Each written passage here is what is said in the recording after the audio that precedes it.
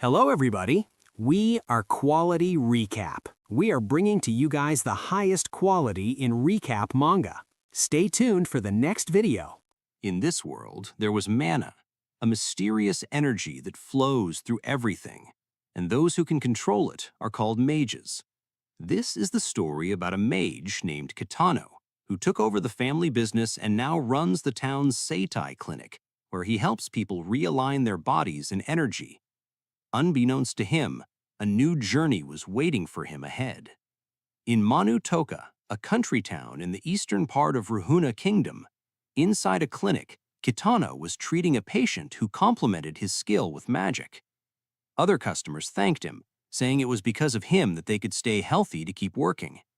Kitano was humble. He was just doing his job, but he always went the extra mile for his patients. That was why everyone had respect for him and his seitai magic. Speaking of magic, one of the guests mentioned the adventurers from the guild, saying, "There's even people who can use magic to shoot flames. They're totally different from you, Kitano. In a good way." Hearing this, Kitano laughed it off. "Yeah, all I do is adjust the flow of mana to enhance my therapeutic treatment." After a while, Kitano had finished his work.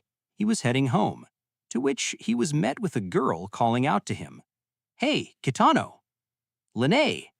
The girl, Lene, looked at Kitano with a beaming smile before she asked, "How much money can you lend me today?"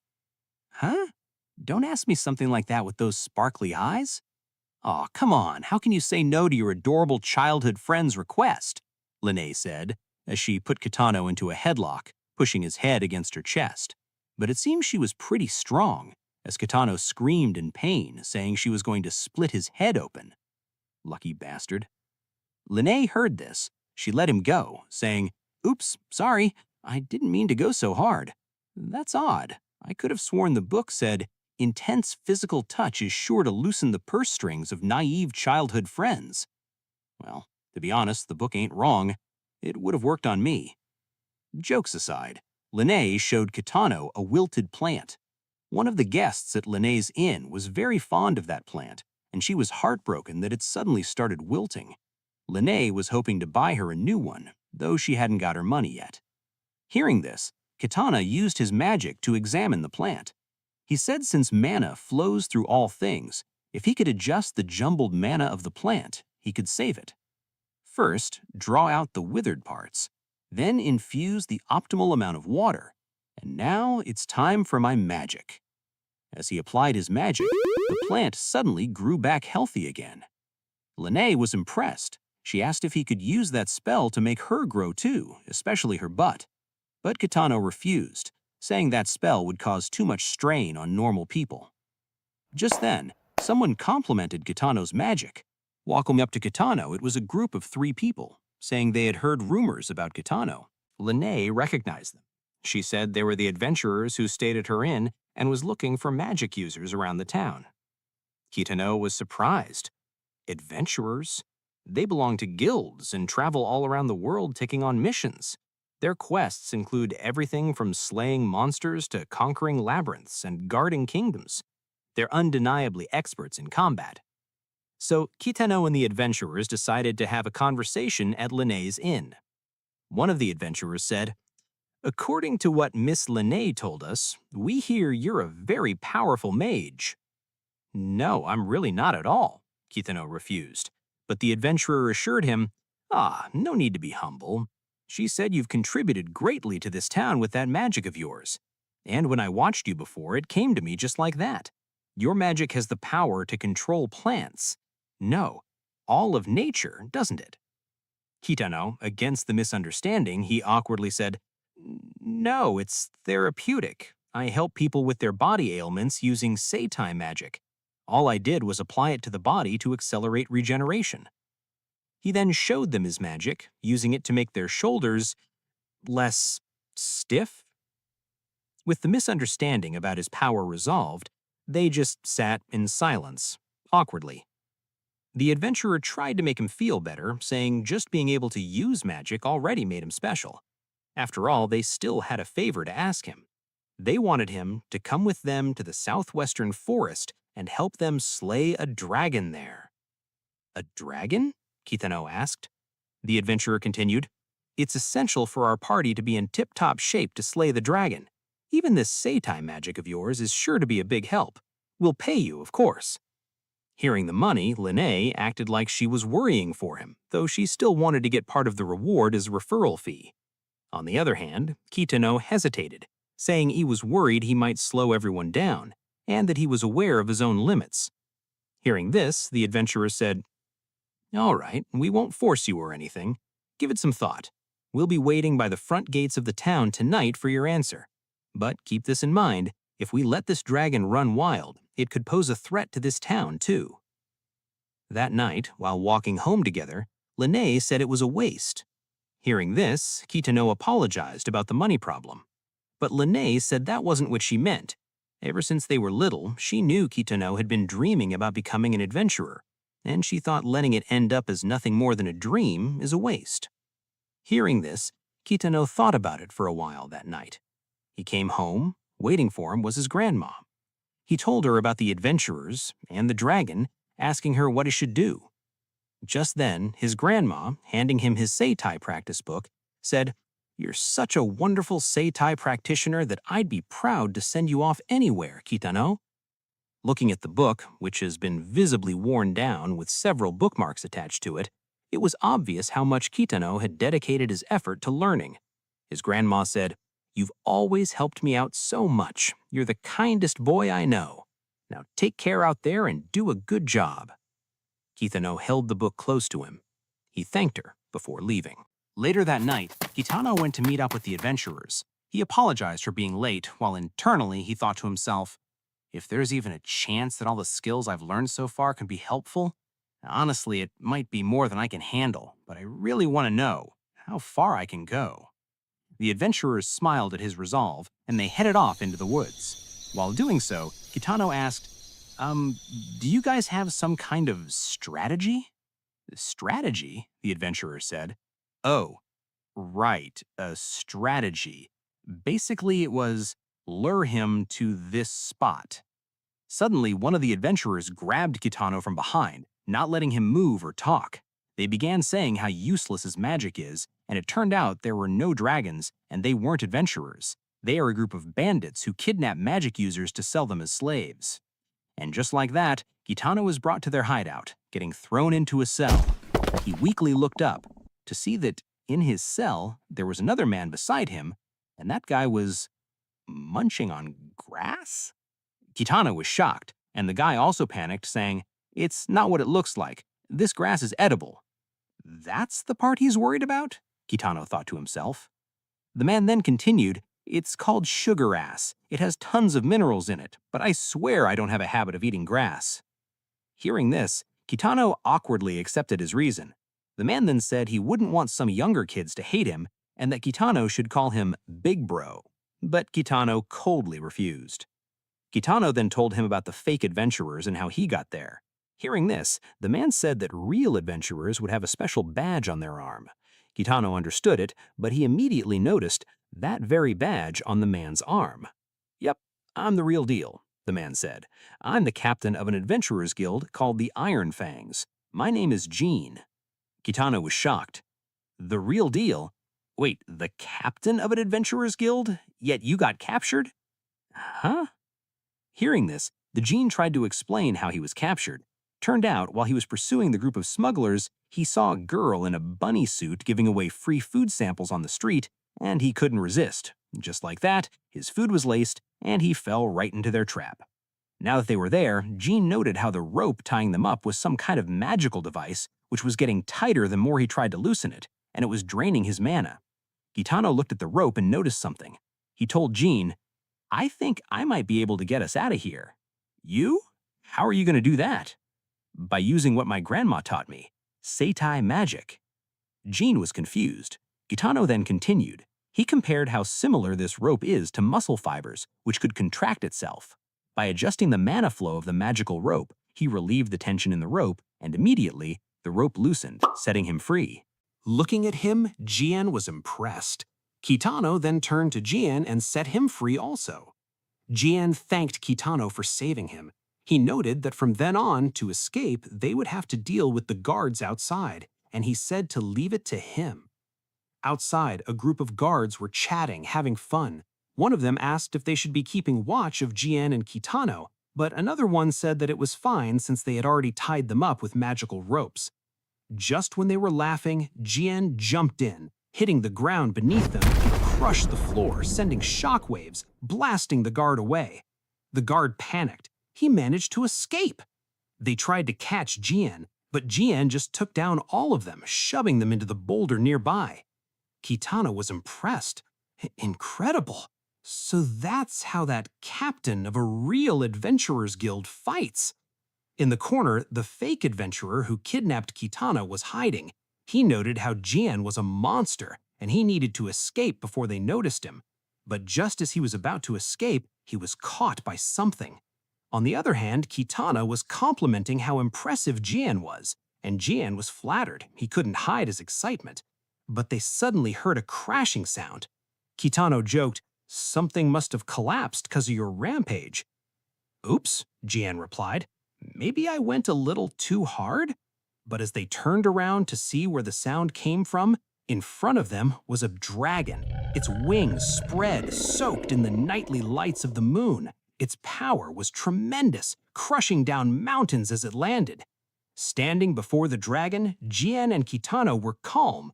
Or not. Both of them screamed as they were beyond terrified. Jien immediately grabbed Kitano and ran from the dragon's fiery breath. "Why is there a real dragon here? Don't tell me their base was near a dragon's lair after all?" Jien clenched his fist and hit the ground, creating a dust smoke screen for them to hide. While the dragon was looking for them, Jien said, "I don't have any way to call for backup out here either. I've got no choice but to defeat it." "Huh? But I thought you said you barely have any mana left." "No worries, I have confidence in my martial arts skills." Hearing this, Kitano put a seitai magic circle on Jien.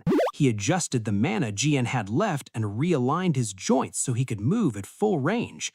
Though he apologized he couldn't do more, but Jien assured him he had done plenty, and Jien's body felt so light. But Kitano was still uncertain. Seeing this, Jien said, "Your magic is the type that's really kind and caring toward others. You have my word that I'll protect you in your town.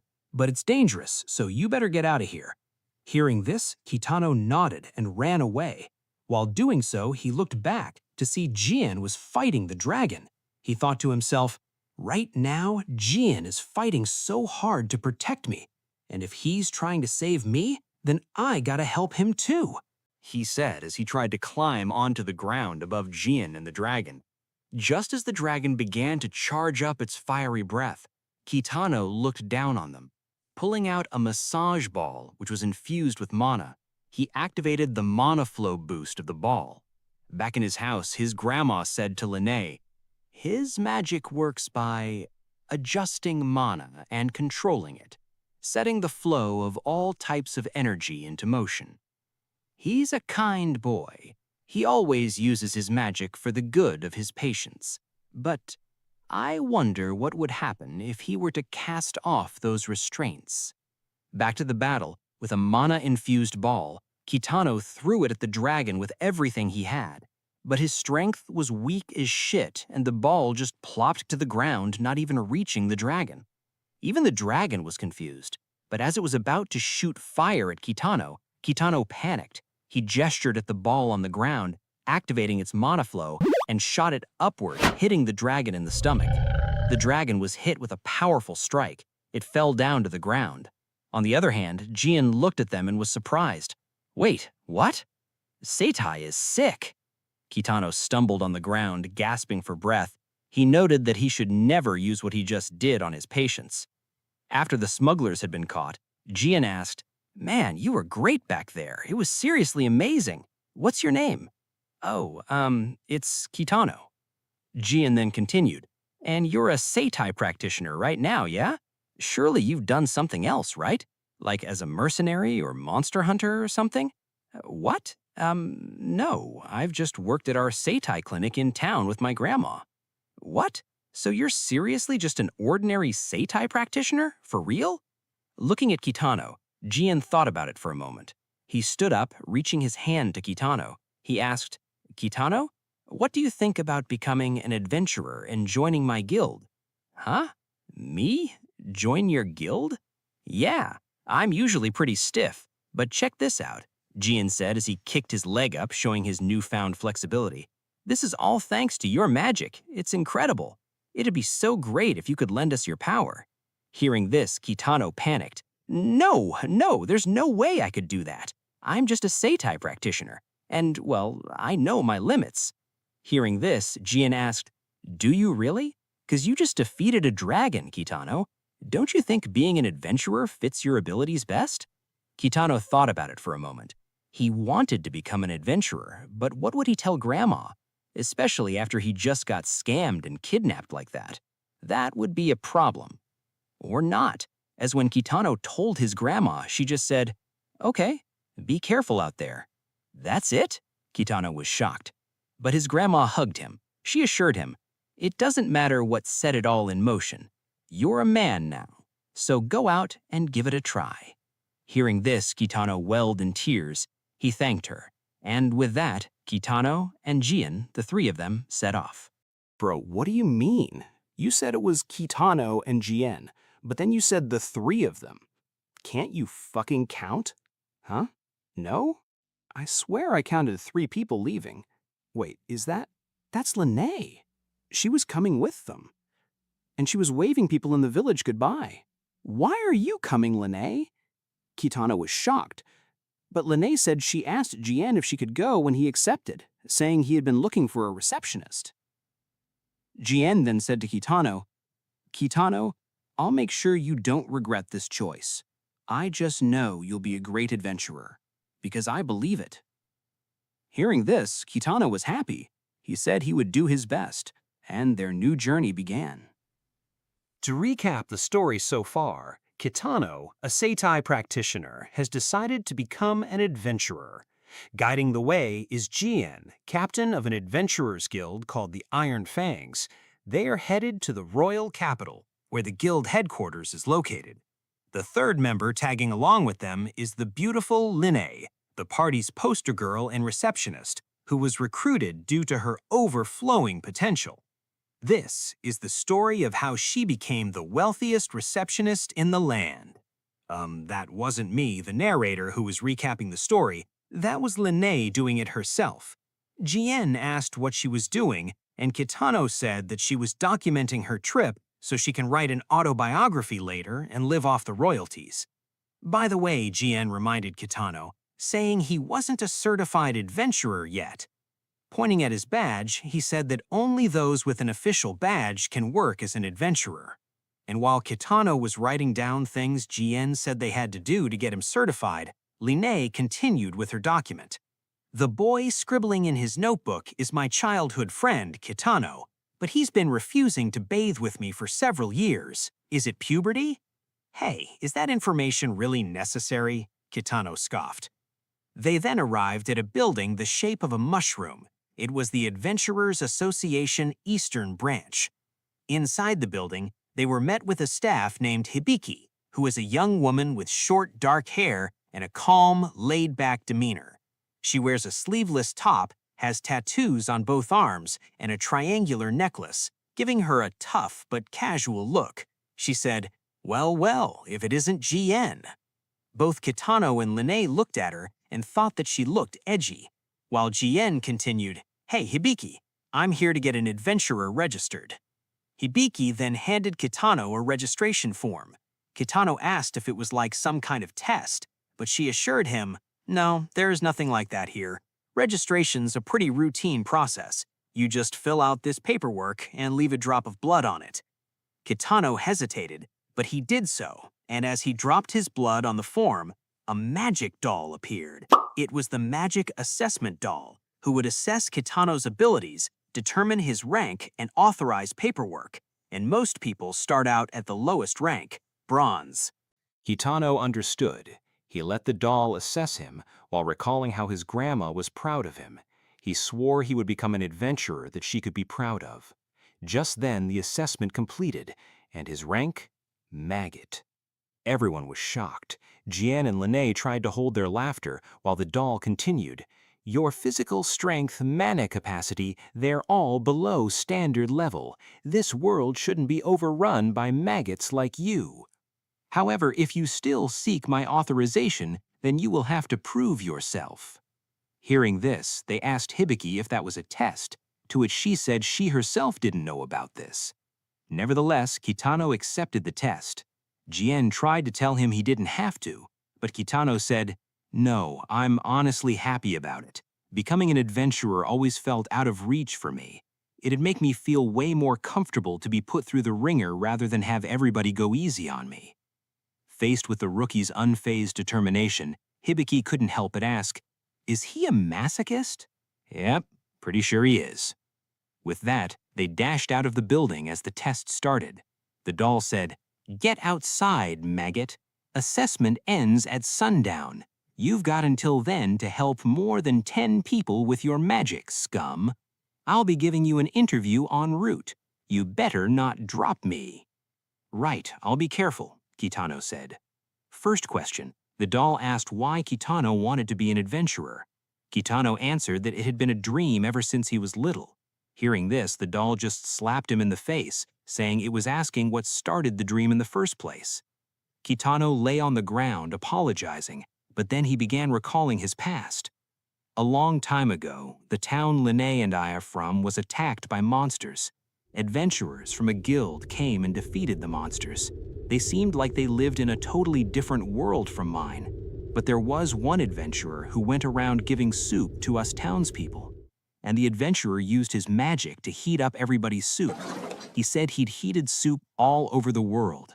At the time, I didn't really understand magic very well, but I wished I could use it like him. I wanted to use my magic to help lots of people. Then I met Jian, and now I'm super committed." Hearing this, the doll smirked. "In that case, you'd better try warming up this ice-cold verdict of mine fast." Looking at them, Hibiki asked, "Is it just me, or is that doll really into this?" Not long after that, they found a man sitting on the bench looking ill. The man said that he felt nauseous after riding a carriage, and he forgot his motion sickness medicine. Kitano crouched down to him and said, "Just one moment." He then used his seitai magic to regulate the man's mana flow, helping him feel better. The man was finally energized. He thanked Kitano, while Hibiki looked at them from the side. She asked if that was his magic, and it seemed plain for a recovery magic. Lene, on the other hand, proudly explained what this seitai magic was. They continued to help people around the town. The doll observed Kitano's ability and noted, "This maggot, his total mana, the basis of magic, is way less than the standard. If the captain's mana is like a pool, the guy's barely got a cup's worth. His magic doesn't manipulate his own mana, but controls other people's mana. He outputs a small amount to control the flow of their mana so he can produce a much greater effect. That shouldn't be possible without incredibly precise control." After a while, the sun set. Kitano had tried to find it everywhere, but it seemed nobody else was in trouble. Hibiki noted that Kitano still had one person left to pass the test, while Lene and Jean were busy sipping on their drinks. Just then, the doll told Kitano that if the assessment asked for a doll with a personality to show up, then it meant Kitano wasn't ready yet. Maybe it was time to give up. But Kitano stopped the doll mid-sentence. He himself knew his limit, but to be the kind of adventurer he wanted to be, he would still give it his all. Hearing this, the doll was impressed by his mental fortitude. It said it could feel its ice-cold verdict firing up. Even Lene could feel the heat of their determination. Wait, it was actually heat from a building on fire nearby. Whoa! Oh crap, we've got big trouble. It was a restaurant burning down, and the owner's son was still inside. While everyone panicked, Hibiki shouted at Jean, telling him to do something. But Jean just smiled. Turning to Kitano, he said, "I'll leave this one to you." Hearing this, Kitano focused up. Recalling his grandma's teaching, he said, "If there's a well nearby, then I might be able to find the trigger point of the groundwater's source." A trigger point is a tight knot that acts as the source of pain. Applying pressure to the trigger point dispenses the pain. And with that, using mana acceleration, he threw a mana-imbued massage ball to the ground, transferring the pressure of the underground water route, and the water bursted, spilling up from under the building, saving the kid and putting out the fire. Everyone was shocked, while Kitano was relieved he managed his way somehow. Jean walked up to Kitano and asked the doll for his verdict, and the doll began pulling out a scroll of paper from its mouth, startling Kitano and Jean. Putting the official seal on the contract, it approved Kitano to be an adventurer. Back at the guild house, Hibiki finished with the paperwork, and with that, Kitano was officially an adventurer. Remembering the adventurer back in their town, Kitano was happy. He was now one of them. He excitedly asked about the color of his badge, what rank he was, to which the doll said that he was the first person ever to get below bronze, shocking Kitano. His badge is called colorless. Nevertheless, the doll said, "You'd better show me how you can shine, so I don't regret passing you." Hearing this, Kitano said, "You have my word." Hibiki also said she would be rooting for him. And so, the group successfully completed their objective. From then, they would head to the capital, home to the Iron Fangs Adventurers Guild. After a while, the three of them arrived at a huge city. It was Assam, Ruhona Kingdom's capital city. Looking around, lots of magicians live in the capital, and magic has become a part of daily life there. Kitano was excited. He turned to Lene, hoping to share this moment with her, only to find her already putting money down for some lottery tickets. She began scratching those tickets, only to find out she had won nothing. After a while, they arrived at a building. Jean proudly said, "All right, you two, we're here. This is my guild." Kitano and Lene were impressed at how beautiful the building was. "Wait a second. This is way more legit than I expected. Amazing." With that, Lene and Kitano were super hyped, ready for a new life, working and making lots of money. Just then, the wall on the building tilted. It collapsed and fell down on them. Lene and Kitano happened to be safe since the wall fell through them through the window, while hitting Jean directly in the head, though he was fine since he was strong after all. But that wasn't the point. The whole wall just collapsed on them. And when something's beyond understanding, sometimes all you can do is smile. That's their lesson that day. "What the hell was that, Jean?" Sorry. That was actually a decoy sign." "A decoy sign? But why?" "Well, I thought I could use the pretty facade to trick clients into coming inside," Jean said as the false wall fell down, uncovering the actual guild house, a run-down, ramshackled house. They were practically scammed. Lene sighed and said, "All right, that just means I'll have to be the pretty facade for you instead, since I'm the poster girl. Hurry up, Kitano. This is what you've been waiting for, right?" Hearing this, Kitano thought, "This is right. This is where my life as an adventurer is going to start." They walked into the build, and immediately a muscular middle-aged man slammed Jean's head into the floor, crushing it. "Where the hell have you been slacking off all this time, Captain?" Kitano and Lene were beyond shocked. Just then, the man finally noticed them. "Oh." He hurriedly tried to put on a party hat and said, "Missing items? Need a monster slain? Then you've come to the right place. Welcome to the Iron Fangs, where no job is too dirty for us. I'm Olgan, the vice captain. I also work on the front desk." Just then, Jean got up, shaking dust off of his head. He said, "Olgan, they're not clients." "What?" To bring some new recruits to the Iron Fangs. I was on a recruiting trip. New recruit? Jen, Olgan said with an emotional tone. Just when they thought he was about to appreciate Jen, he smashed Jen's head into the floor a second time, saying, "Stop making excuses." "I'm sorry," Jen said, while Lene panicked, asking them to stop. After a while, Olgan got to know Kitano and Lene. He said, "Ha ha, Kitano and Lene, huh? Sorry for startling you like that. We always fight like this. Jen and I are the same age. We go way back.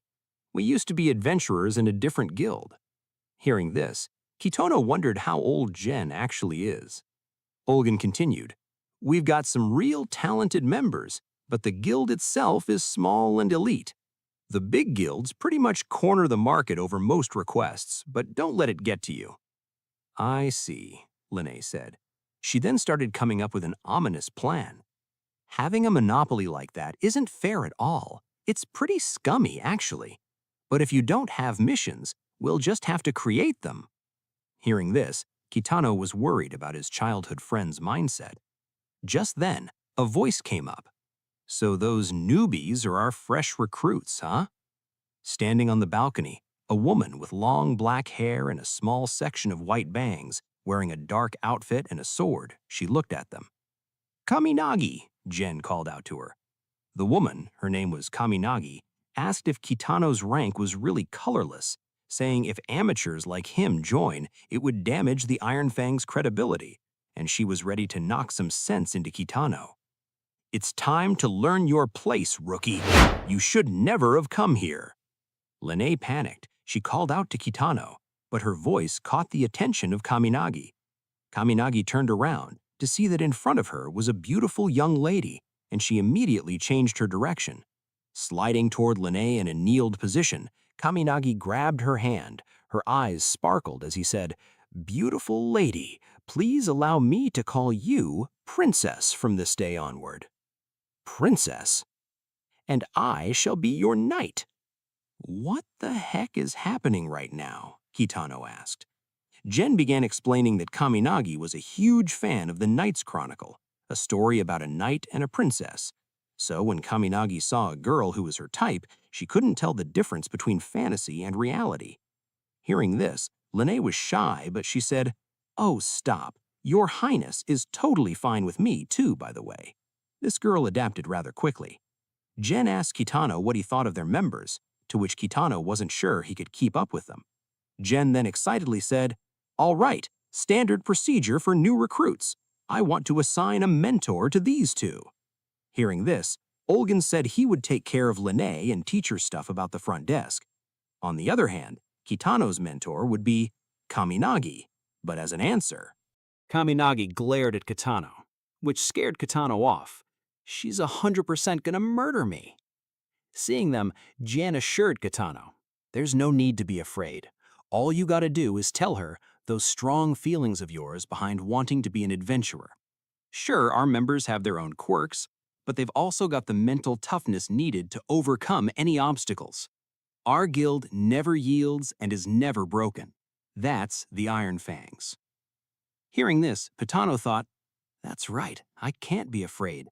This is my dream. I want to be kind and support a ton of people by becoming an adventurer who shines with true strength. I've come to the Iron Fangs to make that happen." Hearing this, Jian smiled.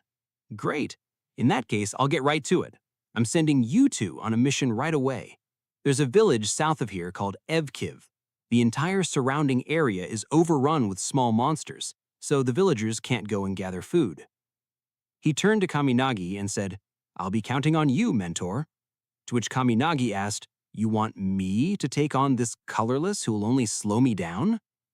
In that case, I'll leave Kitano's fate entirely to your discretion. If you decide he's got no talent after seeing him in action, then unfortunately we'll have to kick him out of the Iron Fangs." Huh? Kitano was shocked. What? But I just got here today. On the other hand, Kaminagi smirked. How intriguing. I'll accept that responsibility. Yeah, my boy getting his act kicked out for sure. Looking at him, Olgin asked if Lene should do something to help Kitano. But Lene assured him, saying that a situation like this was where Kitano could show his true strength. And with that, they arrived at the trade route to Evkiv. Facing against low-level monster slime, several slime jumped at them, trying to attack. But in a swift motion, Kaminagi froze them with her ice ability. She said, "I'll tell you an easy way to prove your abilities. Slay more monsters than I do during this mission, although I'm sure that'll be impossible for a colorless like you," she said as Kitano was left in shock of her immense power. It was then Kitano's turn. The slimes gathered at him, trying to attack. Kitano tried to use his mana massage ball. Looking at his clumsy movement, Kaminagi thought, pathetic. Suddenly, Kitano released his mana ball, using acceleration to weave the ball through the battlefield, killing all the slimes coming his way. Kaminagi was surprised, and Kitano boldly declared, I'm the rookie adventurer Kitano, and I use seitai magic. Please teach me everything you know." The fight continued. Surrounded by the slimes, Kitano thought, "It worked, but I can't let my guard down. I need to adjust the massage ball's trajectory. I practiced this with Jin on the way to Assam. I can't mess this up now. Wait, where's Kaminagi? He turned around to see Kaminagi holding up her own weight, slicing down, freezing monsters with her ice sword. While Kitano was looking at her, monsters began surrounding him again, to which he narrowly eliminated them just in time, feeling relieved. Looking at him, Kaminagi thought, seitai magic, an application of mana manipulation, huh?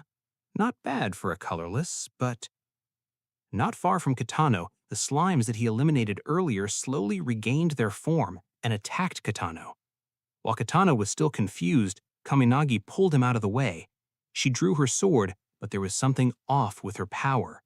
Still, she clicked her tongue and activated her ice magic. Kitano was thrown away. He tried to come back. When he arrived, Kaminagi was holding down the slimes. She said, "Slimes are fluid-like monsters that keep splitting off from the main body or the core. No matter how many you slay, they'll just keep coming. They'll only continue to multiply unless you fight with a plan. That's too much for a colorless person like you. It'd be a different story if you could freeze them like me, though." Hearing this, Kitano didn't feel down. Instead, with a bright and excited expression, he thanked her for teaching him that. This caught Kaminagi off guard. She didn't expect him to act like that. Though she thought to herself, no, in the beginning, everyone's filled with hope. Just like the people who decided to walk this path with me. Their eyes sparkled then too. But gradually they hit walls, avoided danger, and gave up and adventured. And as soon as I looked back, no one else was left. Holding onto her sword, which its power was slowly covering her in ice, she thought, let's see how long this colorless can last for. Kitano seemed to notice something about her power. He tried to call for her, but just then they saw a kid running from a giant slime. The slimes had fused and transformed. Step back, Kaminagi said. She tried to use her power, but suddenly the ice covered her hand and crackled, giving her a sharp pain, and she stumbled on the ground. Kitano, on the other hand, immediately threw a mana ball at the wall next to the slime, causing the wall to collapse on it. He then grabbed the kid and ran for their life. The attack didn't do any real damage as the slime was slowly merging back together. Still, they managed to hide temporarily. Kitano asked the kid if he was okay. Kaminagi also asked, "The association gave evacuation orders. What are you still doing here?" "Oh, sorry," the kid said. "My mom's sick and I really wanted to get some food for her. She said not to leave the village, but I secretly slipped out to find some food." Hearing this, Kitano assured him, "Don't worry, we'll take care of those monsters somehow before they hurt anyone in the village." Pointing at Kaminagi, he said, "And by we, I mean this strong adventurer here." "You brat." Kaminagi tried to scoff at him, but Kitano turned to her and asked, "Kaminagi, that magic isn't your true power, is it? It's like an explosion, but it injures you every time you use it. There's no way your body could hold out if you fight for hours with that magic. Don't act like you know what you're talking about." Nonetheless, Kitano continued, "The wavelength of your katana's mana and your mana don't match up, Kaminagi. I'm not enough to save this kid's village, but I can support you. That's what my magic's there for, after all. And I don't want to see you getting hurt anymore." Kaminagi stayed silent for a moment. She then said, "I know, but there's nothing to be done about it. I haven't been able to draw my sword since that time." "Oh, actually," Kitano said, "I think it's just a severe sensitivity to the cold." Hearing this, Kaminagi was dazed. Then she asked, "So that's why the wavelength of my mana stopped matching my katana?" "Yes, but if we improve your circulation and stabilize your mana, you should be able to draw your katana again." Kaminagi stared at her katana for a while and said, "It is true that I still get cold no matter how many pairs of socks I wear." So he did notice. Just then the slime found them. It had fused again and got even bigger. Jumping out of its attack, Kaminagi said, "If you've got a plan, execute it now. If I don't destroy that core, it'll just keep growing." "Oh, well, what?" "Well, if I use my mana directly on my patients, it puts too much strain on their bodies." "Patient? Don't underestimate me. This is a battlefield, and I'm a proud adventurer of the Iron Fangs." Hearing this, Kitano had to affirm to her, He wanted to trust her. He began using seitai magic on Kaminagi. Kaminagi immediately felt something. What is the sensation? I can feel this kid's magic coursing through my entire body, along with my mana and blood. It almost feels like a bath after a long day, warm enough to melt ice. Just then, the giant slime jumped at them, but with this newfound power, Kaminagi drew her sword and sliced the slime in half, freezing. You did it! Don't worry, I'm warm and toasty now.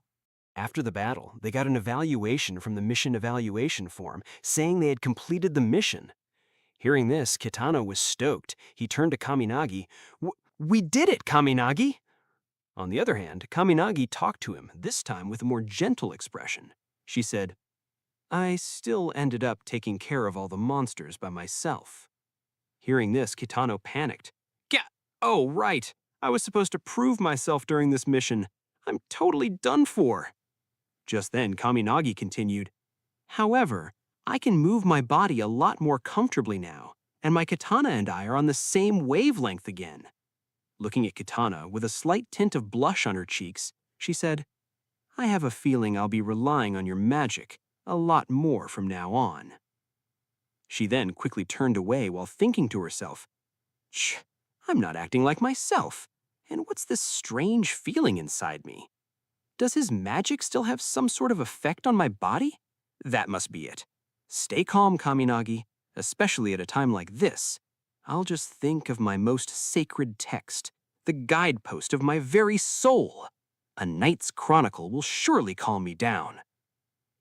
While she was stuck in her own thoughts, Kitano said, This mission really showed me how inadequate I am, so I'll get stronger. Strong enough so that I can at least stay by your side. Hearing this immediately caught Kaminagi off guard, not because of Kitano's humbleness and sincerity, but because what he just said was an exact line from the book Kaminagi loves. Hang on a second. Did he just... A Knight's Chronicle, Volume 10, Chapter 4. He said the line the knight says to the princess. She tried to ask if Kitano had read the book, but Kitano said he didn't, which meant he really just said that on his own. Just then, the kid from earlier called out to them. Excuse me, adventurers. Everyone from the village wants to thank you. One of the villagers, a young woman, asked, How can we ever repay you for what you've done for us?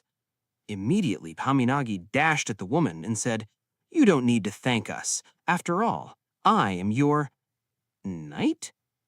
Oh. But just as she said that, she noticed something wrong. Usually, all women looked like princesses to her, but now, in front of her were just regular villagers. Kaminagi panicked. Suddenly, I don't know who I am anymore. Night after night, I've immersed myself in the world of that story. I've based my entire identity around having a knight's soul. Just then, Kitano walked up to the villagers. He said, Please, you don't need to thank us. I'm just glad everyone in the village is safe. As he said that, Kaminagi looked at him. Somehow, from her perspective, Kitano was in a knight's outfit. His handsomeness was cranked up several levels, and his manner and coolness is through the roof. And this time, in Kaminagi's eyes, she was no longer a knight, but a princess. What in the world is happening? Kaminagi thought. I've read this series more times than I can count, and yet, with nothing more than a few remarks and gestures, every bone in my body is telling me that he is a true knight. Thinking for a while, she said, Time to read the whole series all over again. This is growth. These are feelings I've never felt before, and they can help broaden my interpretation of the story. Maybe identifying with the princess feelings isn't so bad after all. And with that, they returned to their guild. As Kitano and Kaminagi walked in, he saw Olgin and Lene on the ground with a poster that said, Poster Girl Training, and they were doing fucking yoga. Olgin shouted, What is beauty? And Lene answered, Something you build like muscles, sir. Kitano was scared. What kind of training is this? On the other hand, when Jien welcomed them back, he asked how the mission was, to which Kaminagi said, The colorless was able to sufficiently prove his abilities on his own terms. As his mentor, I recommend he join the Iron Fangs. Ooh, Jien said. Looks like you're safe, Kitano. while Kitano stumbled on the ground in happiness. Thank goodness. Just then, Kaminagi continued, That means I accept you. Putting one foot onto Kitano's shoulder, she boldly declared, I accept you as my knight. Huh? Everyone was speechless. Kaminagi then continued, I've decided you need some special training to refine your knightly details right down to your soul. First step, read all 42 volumes by the end of the week and pay special attention to the knight's parts. She still continued on, but her face slowly struggled to hide her perverted grin. Then after that, you can, worship me and treat me like a real princess. Damn, this girl is crazy. Not that I'm jealous or something.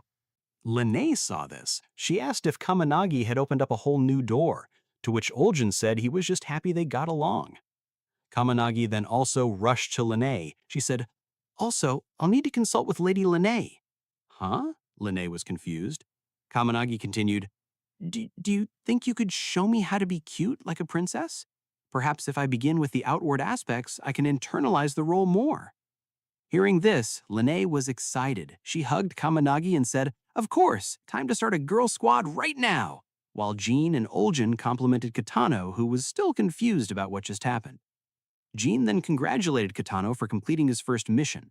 Kitano replied that he was relieved he didn't get kicked out, but Jean assured him that he wasn't going to kick him out at all, and he planned to send Kitano on as many missions as he had till Kaminagi accepted him. Once again, they welcomed Kitano to the guild. Jean then told Kitano, I already got your next mission lined up, hotshot. That was fast. Well, the other members should be here pretty soon. Just as Jean said that, they heard a commotion outside the guild. Two people who looked like they were from two local gangs were glaring at each other, arguing over their turf, the area around the guild. Just when they said they were about to settle it right there, a person showed up. It was a man with short, combed-back hair, wearing a pair of glasses. He said, Sigh, I come home from a long mission only to deal with this? Those damn idiots. Behind him was a woman carrying a big bag of luggage. She was tall, but she had a rather shy expression on her face. As the man told her to get back, she said, but I stand out even more carrying all this stuff. It's mortifying. I'm gonna hide. I might as well just hide. Just when the two gangs were charging at each other, the man called them out. Hey, you guys, how many times do I gotta tell you not to fight out here? Don't you dare cause trouble for our neighbors or the Iron Fangs, or I'll kill every last one of you. The gang members glared at him, but suddenly they broke into a face of utmost excitement. Talius, you're back! The two gangs suddenly stopped fighting. They lined up in two rows, welcoming this man named Talius. Kitano and Lene were shocked. Talius then asked why they were fighting, to which the gang members explained they were fighting over who gets to pick up trash and clean the area around there. Hearing this, Talius screamed at them, telling them to get along during trash duty, and everyone listened to him. Talius then walked up to Kitano and Lene. He said, Oh, who are you two? New recruits? The name's Talius. I'm an adventurer from the Iron Fangs, and Jean's first apprentice.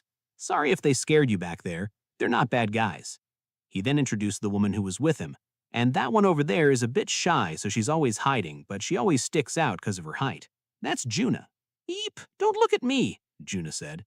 Looking at them, Lene told Kitano he would have to build up his courage too. After they had gotten to know each other, hearing Kitano's story of how he ended up becoming an adventurer, Talius welled in tears. He was moved by Kitano's determination and his grandma's love for him. Kitano, Talius, and Juna were on their next mission, which took place in a city north of the capital called Kisalani, and they decided to take a train there. On the train, Kitano asked about the mission, to which Talius began going over the details. We're looking for someone. The client wants us to find somebody named Ibis, who's a magical device engineer. Kitano heard this. He tried to discuss the plan, but Juna began shoving a donut into his mouth. Juna, Talius shouted, the hell are you doing? Kitano's trying to talk. Sorry, the donut was just so yummy I wanted Kitano to try some too, Juna tried to explain, to which Talius asked if they were really that good. Juna continued, It's embarrassing to admit, but looking at Kitano just stirs my maternal instincts.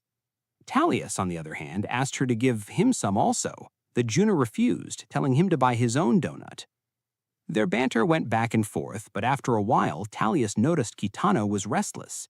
He asked, Kitano, are you scared or something? How can you tell? I just can. It's tough knowing how to act when you're on a mission with a new member. But instead of focusing so much on the uncertain future, it's best to remember all the things you've achieved. That uniform you're wearing is proof of your achievements, Kitano, so be confident in yourself. Hearing this, Kitano was relieved. He thought, that's right, I've become an adventurer. I can't chicken out now. I'm going to use my magic in my own way, to build up experience so I can help lots of people. Just then, Talius turned to Kitano and told Kitano to call him boss, but Kitano refused. They then arrived at Kisalani, a city to the northwest of the capital that's known for its crystal artisanry. It's located at the base of a specialized mine, and the people here mainly make their living mining or working with crystals. Talius began announcing their search for Ibis, but just then they heard some commotion. "Catch her," a voice called, and suddenly a kid jumped on Talius's head. She apologized to him, then immediately jumped on the rooftop. It seemed she was using a special pair of boots. Kitano tried to check out for Talius. On the other hand, he noticed the villagers trying to call the girl down. "Stop jumping around with that dangerous thing. Yeah, come down. You're just an ordinary girl. Stop pretending to be Ibis." Hearing this, the girl tried to explain that her mentor only wanted to enrich everyone's lives with magical devices, but the villagers said that those devices were doing more harm than good. On the other hand, Talius seemed to have some other concerns. He shouted at the girl angrily, "Hey, do you have any idea how many hours it took to get my hair like this? Now all that wax just went to waste." The girl on the rooftop then tried to find some devices that would convince the villagers. She then pulled out a device. "The Gargantua #1. Behold, this magical device is about to suck up all the trash in town." But as she activated the device, it began sucking in everything, ripping the roof tiles off of houses, breaking everything. The girl didn't know what to say. It was another failure. She tried to run away, saying she would find a magical device that could make repairs. But before she could do so, she turned around to see Talius with his hair all messed up, angrily catching up to her. "My wax! Not only did you wreck my hair, but you wrecked the town too." The girl was terrified, but when she noticed the badge on Talius's arm, she asked, "Are you an adventurer?" After that, she introduced herself. "I'm so sorry. I'm your client, Elsie. I want you to find my mentor." But suddenly, the villagers stopped them. "Not so fast. What about paying for damages? Where's our apology?" Talius heard this. He said helping her mentor was one thing, but this person, Ibis, didn't seem too popular with the townsfolk. Hearing this, one villager explained, "Ibis is a very talented magical device engineer, but she's caused a lot of trouble for us for a long time now. She just comes down from her workshop deep in the mines whenever she feels like it, tries to convince us to buy some wacky device like that one you saw earlier, causes mayhem with it, and goes home. Then she makes a new one and comes back, and so on." That does sound kind of annoying. The townspeople all think Ibis is a nuisance, but for some reason, Elsie is the only one who's really fond of her. Lately, we haven't seen Ibis around, and then Elsie started showing up, acting like her and causing trouble. Hearing this, Elsie tried to say, "But Ibis isn't a bad person, I promise." She began recalling Ibis's words, saying though all she did was mess up, she was sure one day she would make everyone happy with her devices. After all, magic was supposed to make people happy. Looking at her, Kitano asked, "Those shoes are magical devices, right? Did Ibis make them?" "Yeah, she made them just for me." Kitano continued, "They're molded exactly to the shape of your feet to make them as comfortable and easy to walk in as possible. Ibis sounds like a really kind person." Elsie was surprised at his words. He and Juna then promised they would find Ibis. Talius also said that though he hadn't forgiven her for messing up his hair, he would still finish the mission. Hearing this, Elsie thanked them. And with that, they arrived at the Kisalani mines, also known as the Crystal Forest.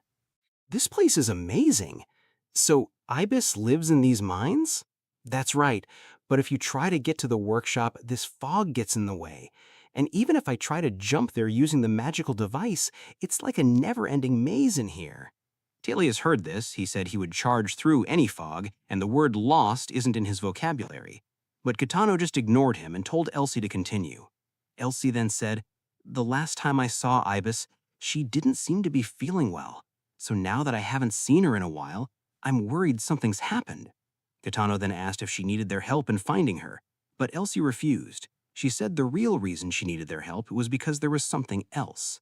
Just as she said that, from the fog, a knight emerged right in front of them with a sword already in swinging motion trying to slice Kitano down. On the other hand, Talius immediately detected the mana flow with his eyes and realized the danger. He grabbed Elsie and narrowly dodged the attack. Elsie continued, "This is as far as I could get in the forest before the suits of armor attacked. That's why I can't get to Ibis." Just then, Talius and Juna joined the battle. He said, "Good job on protecting Elsie, but now you just sit back and watch." On Talius's hand was a bow with several spirits flying around his shoulder, while Juna held a shield the size of her own body. Kitano wanted to help them fight, but Talius assured him, saying he would show Kitano how the pros do it. Kitano heard this. He accepted Talius's words, but he put a magic circle on their back and said, "In that case, at least let me help you out a little." Kitano then used seitai magic on them, and suddenly Talius and Juna felt an immense surge of power coursing through their body. "Whoa!" Talius was impressed. "What the heck? My body feels so light." Juna also said, It feels warm. Your magic's made me feel so powerful." "Hey, the enemy's coming," Kitano tried to warn them, but it seemed Talius and Juna already anticipated. "Kitano, you're pretty damn good," Talius said, as he and Juna turned around and took down the enemies in one attack. "Keep it coming. I'll take on every last one of you, as this is the Iron Fangs you're dealing with." Not far from where Kitano and his team was, there were two people. They seemed to have noticed the sound of the battle, noting how it was going to put them behind schedule. Back to the Iron Fang squad, Kitano was impressed by Talius and Yuna. They took down the suit of armor in one hit. He praised the two of them, to which Yuna was embarrassed and hid herself, while Talius praised Kitano Magic for helping him move his body at ease. "This is all because of your magic, Kitano. It made our magic way more powerful than normal. Thanks for the backup." Hearing this, Kitano was flattered. But while they were still talking, the suits of armor began getting up. Wait, what? They're getting back up? That's not good. But just as they were about to engage in combat again, the two suits of armor were obliterated from behind by the two people from earlier. One of them, a woman, scoffed at Talius's team for neglecting their duties, while the other, a young boy, was counting his points for the defeated armor. Talius looked at them and said, "I know those two. They're from the Adventurers Guild, the Seraph Wings." Kitano was impressed by their power, while Talius glared at them, asking what they were doing there. The woman, on the other hand, rushed at them and talked in a professional manner. "Yes, that's right. We are the most elite, #1 guild in the business, the Seraph Wings, at your service." "Huh?" Talius was startled. The woman then handed Kitano a business card. "We do our jobs with pride. I'm Lamia, and that's Zio. Go ahead and take one of our business cards." Kitano received the card. He apologized for not having one to give in return, while Talius said, "Hey, don't talk to her, Kitano. The hell are you guys doing here anyway?" "That's my line," the woman named Lamia said, with a belittling look on her face. "What's your little friendship club doing here?" "Friendship club? Oh yeah? How about you can I fight one-on—" Talius was mad, but Lamia suddenly put her finger close to him. Talius was confused and stopped shouting, to which Lamia said, "Good. It took 5 seconds for this crude man to be quiet." Damn, she just told bro to shut up like a good boy, ain't no way.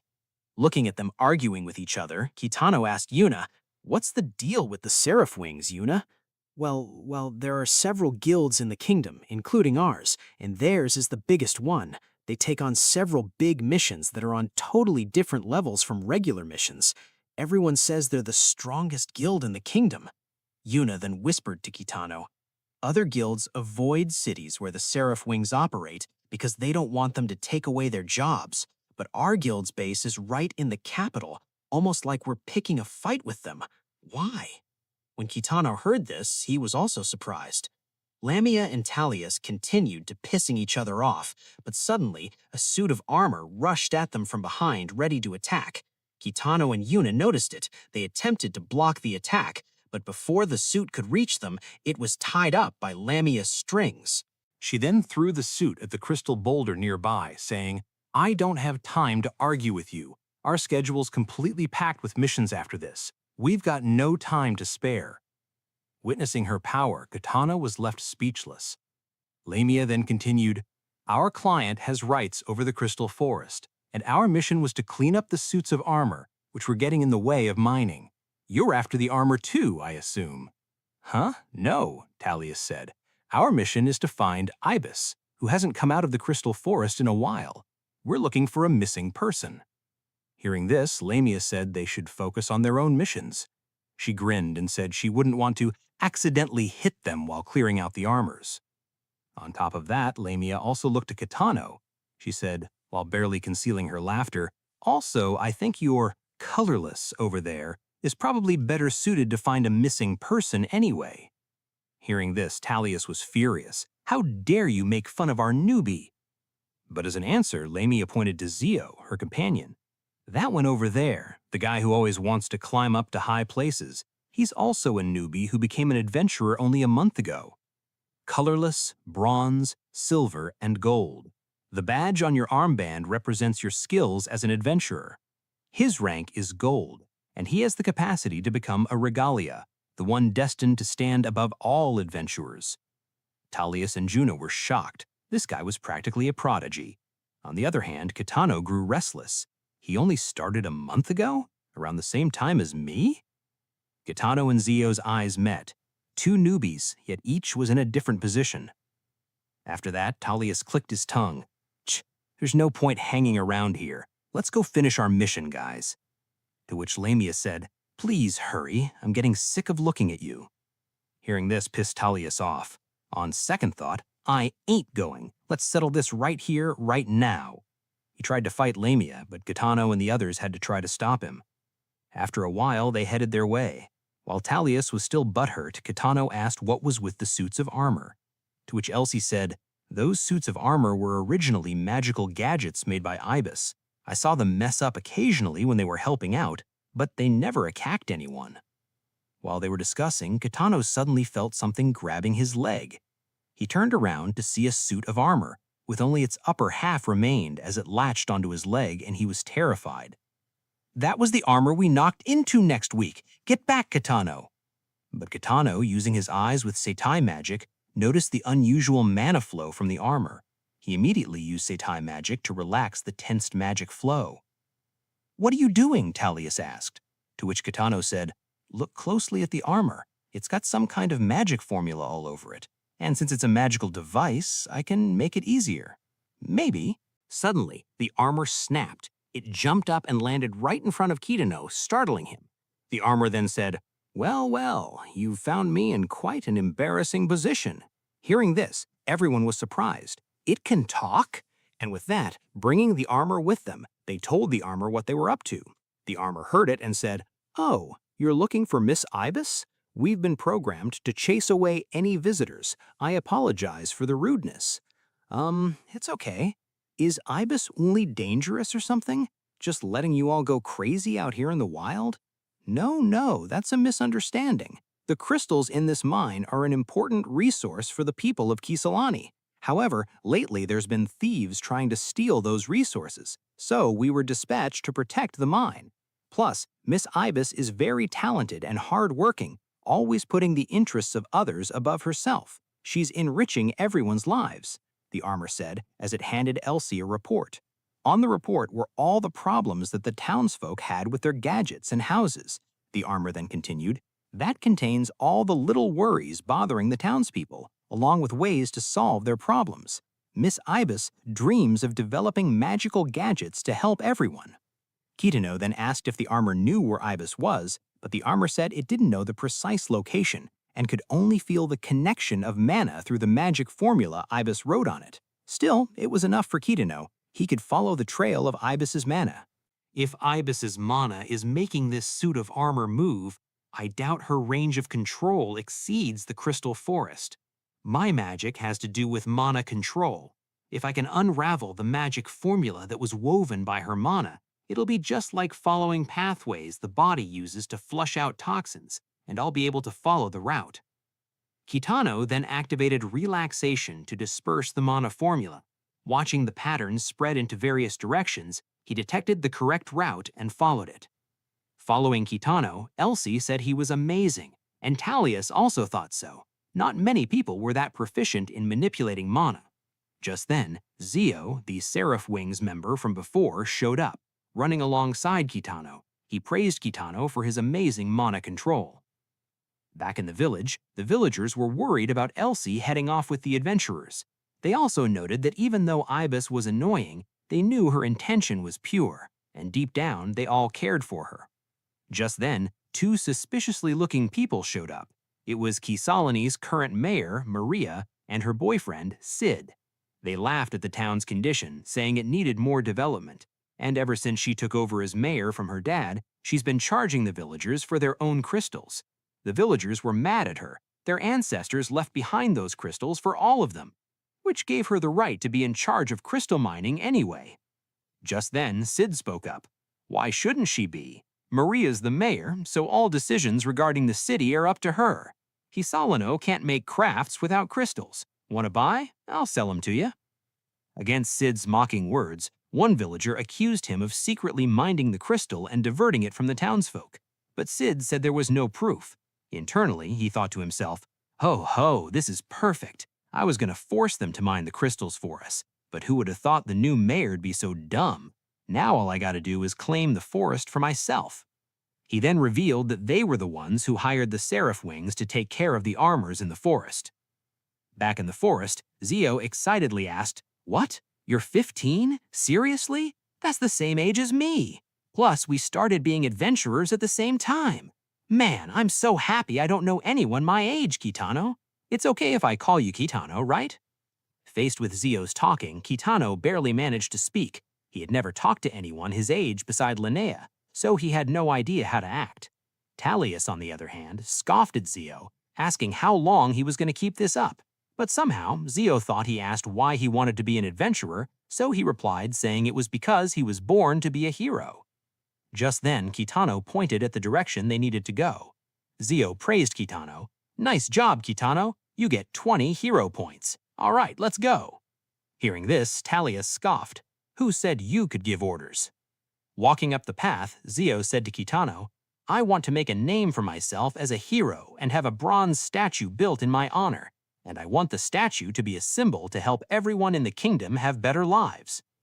Turning to Kitano, he asked, "What's your dream, Kitano?" Hearing this, Kitano hesitated. He tried to say something, but just then Elsie pointed at a workshop. It was Ibis's workshop. Elsie hurriedly ran into the house, calling for Ibis. But before her eyes, Ibis was lying on the floor, panting for breath, with magic patterns spreading all over her body.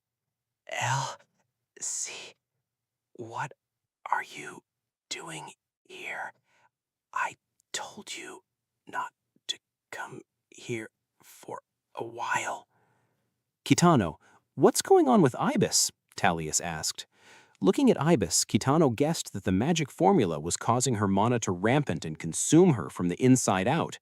Ibis then tried to explain. He wrote a very complex magic formula, but couldn't stabilize it, and it erupted. The recoil burned the rampaging formula onto her body.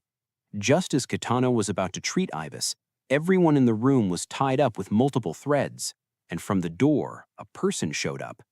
"Don't move," the person said. It was Lamia who followed them. She said she was glad she attached a leash on Zio to keep track of him, but it seemed not even Zio knew it. Kitano tried to ask Lamia, "Excuse me, but Ibis is very weak. Please cut her threads." But to his surprise, Lamia responded coldly, "Weak. Good. Let's just wait until she's on the verge of death. My client is afraid of the wandering suits of armor, and if this woman is the cause, then let's weaken her until the armor's magic formula dissipates. I have no way of knowing what her intentions are after all. Therefore, she should be taken care of. Leave the rest to us. All of you be quiet and watch." Kitano looked down to the ground. He was silent for a moment before saying, "No." Hearing this, Lamia asked, "What did you just say?" Kitano then began bracing himself, trying to move despite the thread hanging him tight, cutting him. Blood started dripping from his arms, startling Lamia. He said, "Ibis worked hard making magic gadgets for the townspeople. She wanted to bring people together. There must be a reason for this. I can't let someone like that just for the sake of completing a mission. I won't abandon her. I can't do that." "Stop it," Lamia said. "You'll rip off your arms." Looking at him, Zio was speechless, while Talius embraced Kitano. "That's the way, Kitano. Bear those iron fangs." Ripping through the threads, Kitano used seitai magic to treat Ibis from her curse.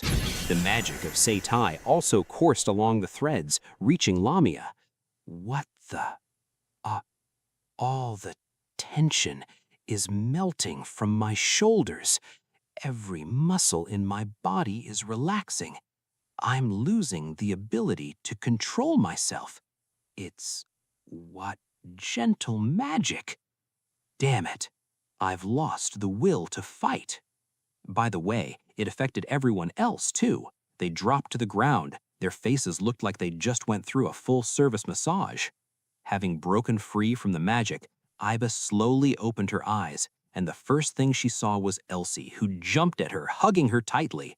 "Master, I'm so glad. I'm so glad you're okay." "I'm so sorry I worried you, Elsie." And with that, the mission was completed successfully, and they managed to bring back Ibis safely. The scene transitioned to a party. Kitano was enjoying the food, Talius and Juna also complimented the great food, while the villagers told them she was glad Ibis was safe, so she wanted to treat them to a party. While everyone were enjoying the party, one of the villagers apologized for the ruckus. Since they were an artisan town surrounded by mountains, they rarely had the opportunity to have many parties like this, hence they might get a little wild. The villager also thanked Kitano for protecting Elsie, to which Kitano humbly responded, while Talius laughed loudly, "Don't be so formal, man. We're the invincible Iron Fangs. We're up for anything, even dog walking." Just then, Ibis called out to Kitano. She asked for a moment with him. Suddenly, Ibis hugged Kitano tightly, thanking him. "If it wasn't for your magic, a lot of damage could have been done to this town and its people. Thank you so much for coming all the way here as an adventurer, Kitano." Hearing this, Kitano said, I'm just glad I was able to help." The villager from earlier also called out to Ibis. He apologized that he didn't know that Ibis had been doing everything to protect the Crystal Forest. Meanwhile, in another room, Lamia was interrogating Sid and Maria. Holding a glass of cocktail, she said, "Apparently, the suits of armor were acting out to try and prevent your illegal business deals." On the other hand, Sid and Maria, both being tied up, hanging above the floor, they tried to defend themselves, saying that there was no proof. Still, their crying was in vain, as Lammy would arrest any criminals and turn them to the military police. On top of that, she had already destroyed all the suits of armor, which meant the mission was completed, and she would be taking their payment now. Feeling desperate, Maria said, "There's proof of the deals in our safe. Sid forced me to do it. Please help me." Hearing this, Sid was furious. "Damn you, Maria, you snake!" With that, the proof was secured. Maria were freed for the time being. Lamia then headed out of the room back to the party. She was met with Kitano. Kitano said, "Talius asked me to bring you some food." Hearing this, Lamia asked, "Is that vulgar Four Eyes feeling hormonal or something?" To which we could hear Talius scream from the other side of the party, "What'd you say?" After that, Kitano said he would head off, but Lamia asked him, "That injury on your arm, can't you heal yourself with your magic?" They stayed silent for a moment. Then Kitano said, "No, I can't. For some reason, I can't control my magic when I try to use it on my own body. But it's fine. My magic is for others, not me." "I see. Allow me to warn you, though. If you remain colorless forever, it'll only be a disadvantage for the Iron Fangs. You must rise through the ranks. You're better than colorless." Hearing this, Kitano realized that Lamia had acknowledged him. Later that day, Ibis asked everyone to gather outside the city plaza. People were anxious and asked Elsie what Ibis was up to which Elsie said she wanted to show them something. Though Elsie was worried that Ibis's magic would go out of control again, she decided to trust Ibis. Suddenly, Ibis's workshop appeared out of nowhere. With engines strapped under, it flew up above, and everyone were surprised. Earlier that day, Ibis was offered a helping hand by Lamia and Talius. They said they would help her with whatever she was trying to do. Ibis explained that she couldn't stabilize the mana flow, since she was not good with mana control, and she didn't have enough power to keep going, unless she had a powerful mana force to apply continuously. Well, hearing that, I think we all knew the solution to that, as Talius and Lamia pointed at Kitano and Zio. There. Huh? Kitano and Zio were confused. Zio said, "Is it just me, or are we about to get worked to the bone?" And with that, back to the present, inside the workshop, Zio was supplying immense amount of mana to the workshop, while Kitano was helping Ibis keeping her mana stable. Juna, Talius, and Lamia also helped. Ibis was excited. She activated her magical formula. While doing so, she remembered the conversation she once had with Elsie. Elsie liked looking at a flower encyclopedia. Since flowers didn't grow in their area, she liked to look at pictures of them, and she wanted everyone in town to get to see flowers also. Hearing this, Ibis patted her head. "Then let me show my talented apprentice. I'll make a meadow of flowers here in the Crystal City. Flying workshop, crystal flowers burst." Suddenly, the workshop shot out a flurry of firework. Each of them exploded into a flower pattern, coating the starry night sky into a bright, colorful garden of flowers. Everyone was amazed. The flower-shaped crystals began raining down, gently passing through everyone. Holding on to a crystal flower, Elsie said, "Wow, it really is a whole meadow of flowers, Ibis." Looking out the window of her workshop, Ibis said, "Sorry, everyone. I want to continue make magical gadgets, even if I mess up a bunch. I promise I'll make really great things, 'cause I just can't do anything else." Hearing this, the townspeople said in return, "Don't be ridiculous. Hurry up and make something useful then. Yeah, my lawnmower broke. Hurry and make our lives better, and do it in your own way, like only you can do." Ibis heard this. She tried to wipe the tears of happiness. She said, "Wahahaha, leave it to me." Later that night, after the firework, Kitano and Zio sat together. Zio said, "I'm happy for Ibis," to which Kitano smiled, "Yeah." Zio then said, "Also, Kitano, thanks to you, I understand what it's like to be a hero even more now. It turns out when you take kindness to its absolute limit, it becomes determination. I'm going to keep racking up hero points. Let's continue going down our path. If we meet again at the top, I'd really like to go toe-to-toe with you." Hearing this, Kitano's eyes lit up. "My dream was to become an adventurer, but if I just stop there, I don't think I can live up to your expectations, Zio. But I'll try to be more ambitious so I can be your equal as an adventurer." With that, they smiled at each other, looking forward to the future.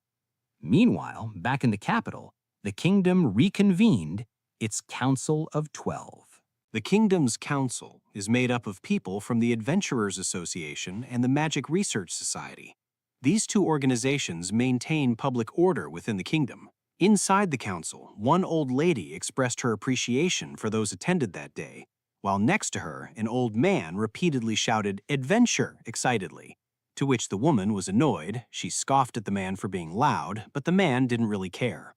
Across the table, many captains of various adventurer guilds were gathered, including Jean, who was being asked for a spar by another girl, to which he declined, saying that was scary.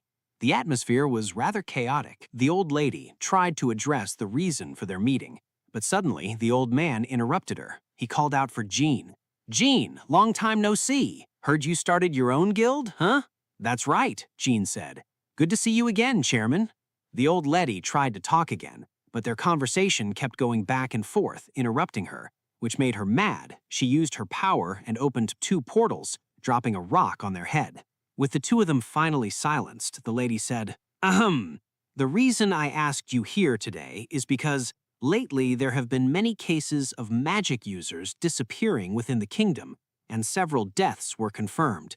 The council has decided we should find out who's behind these incidents. Hearing this, the girl who asked Jean for a spar earlier said with a blushed face, "Why don't we just take out anyone we come across? I'm sure Jean shares my opinion." To which Jean said, "Can I switch seats? I'm scared of the person sitting next to me." While Jean was still trying to push the girl away from him, the lady said, "We will be responsible for any sanctions. Our job is to identify and eliminate anyone who poses a threat to the kingdom. That is now the highest priority for every member of the Council of 12. Back in Kasalani town, the townsfolk thanked the adventurers team. Lamia said they got to see quite a treat in exchange for that, while Talius told them to keep up the banter, just don't fight for real. Ibis also told them if they ever needed a magical gadget, they knew who to call. She would do anything to help them. Just then, Sid, who was tied and being arrested, noticing people having their guard down, he took the chance and ran away. While running, he mocked the Kisalani people. But suddenly, he bumped into somebody. It was a group of 3 in dark attires who appeared rather suspicious. A masked woman asked if they had been working too much lately, while the young woman in the middle told them to just hang on a little longer. Next to them was a cloaked man. His face is that of a beast. Talius asked Ibis who those people were, but Ibis said she had never seen them before. Just then, the young woman noticed them. She said, "Oh, there they are, the Seraph Wings, the magical gadget engineer, and the, oh right, Iron Fangs. We're lucky we found so many sacrificial lambs at once." Sid was mad. He shouted at the young woman, but suddenly, the young woman kissed him. What?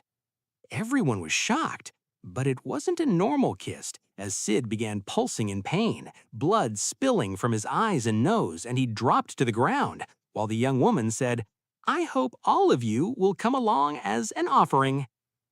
Just then, the man with the beast mask said it was too much trouble, and he would take them all out at once.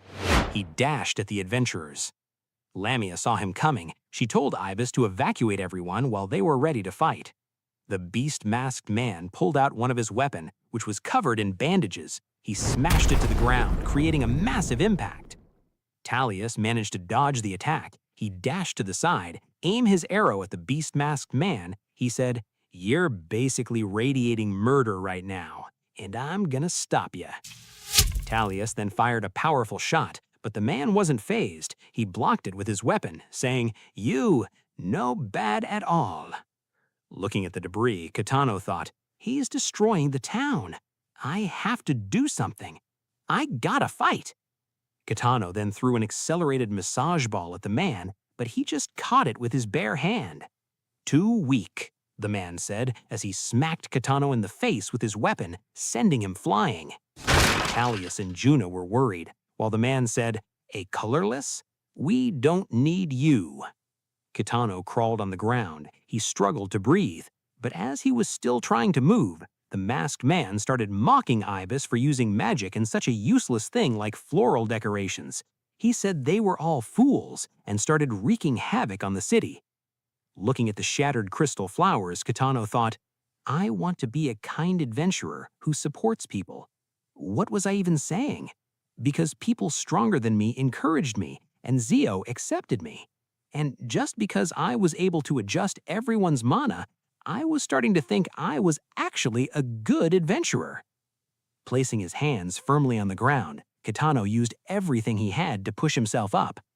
But unless I can fight on my own, there's no way I can protect all these kind people right in front of me. Thinking back, Lene once said that helping others with magic was all Kitano ever wanted ever since they were kids. Kitano steeled his resolve. I have to use my magic on myself.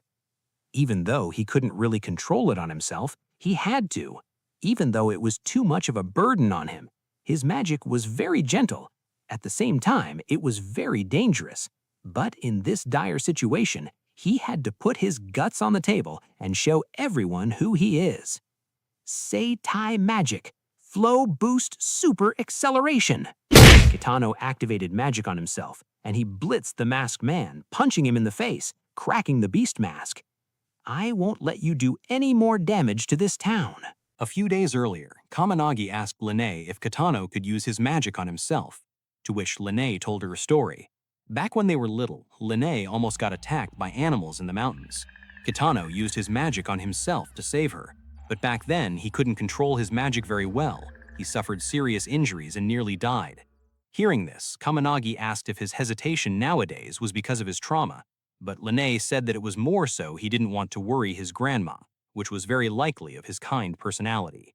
Back to the battle, Kitano had used magic on himself. He panted heavily while Talius and Juna were shocked. Gritting his teeth, he thought to himself, "I got fractures and lacerations on my left leg from when I landed. My right hand is all torn up too. But right now, I don't care how much it hurts. I have to stop you." Looking at him, the Beast Man complimented his use of magic to enhance his physical stat, though he screamed in anger, disappointed by Kitano's weak body. His screams startled everyone around, while one of his teammates told him to keep it down, and another thought his screams were adorable. The Beast Man continued, his hand trembled in rage. "I've fought plenty of mages lately, but none were worthy to be sacrificed. The thrill only ever lasts for a moment. All that training, but they break so easily. They're insects, every last one of them. Your magic is lacking, your strength is lacking. Yet despite that, you dare challenge me when you're not even ready? Do you want me to kill you?" Having said that, he dashed at Kitano, swinging his weapon at him, but Talius reacted just in time. He instructed one of his spirits to grab onto Kitano, using his magic to swap Kitano's place with a rock. The Beast Man ended up hitting the rock.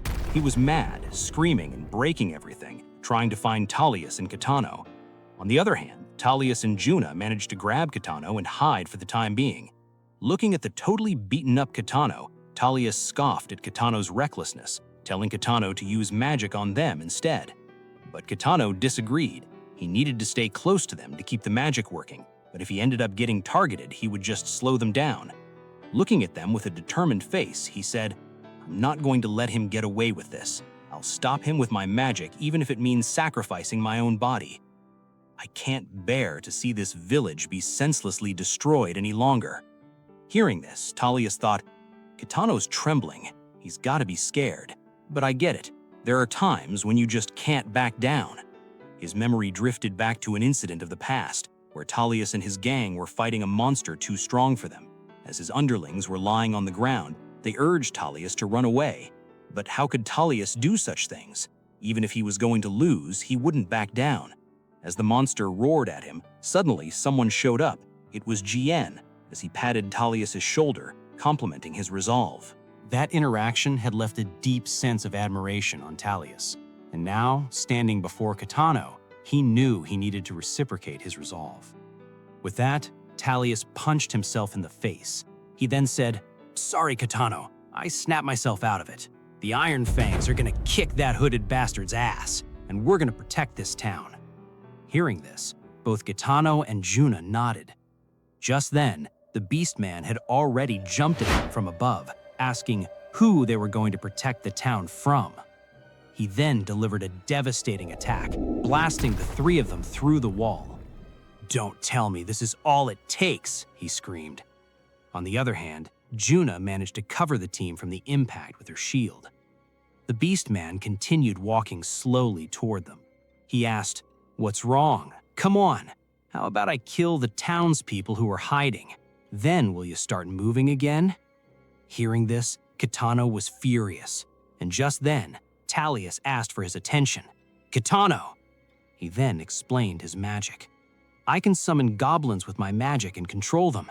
They can be reshaped into arrows, but I can only do that a limited number of times, but I can still swap positions with the goblins." Having said that, Talius told Kitano to kick it up a notch. Talius then summoned several tiny goblins floating around the Beast Man. Looking at them, the Beast Man seemed to have figured out their power. Suddenly, one of the goblins behind him blipped, signaling a position swap, and the Beast Man immediately turned around, hitting it. As he expected, Talius had just swapped places with the goblin, and he ended up getting hit by the Beast Man. "Pretty simple once you figured it out," the Beast Man said. On the other hand, Talius coughed up blood, but he grinned. He then grabbed the Beastman's weapon, applying a goblin on it. Talius then switched places, and the Beastman's weapon suddenly turned into Juna, who was already swinging her shield at him.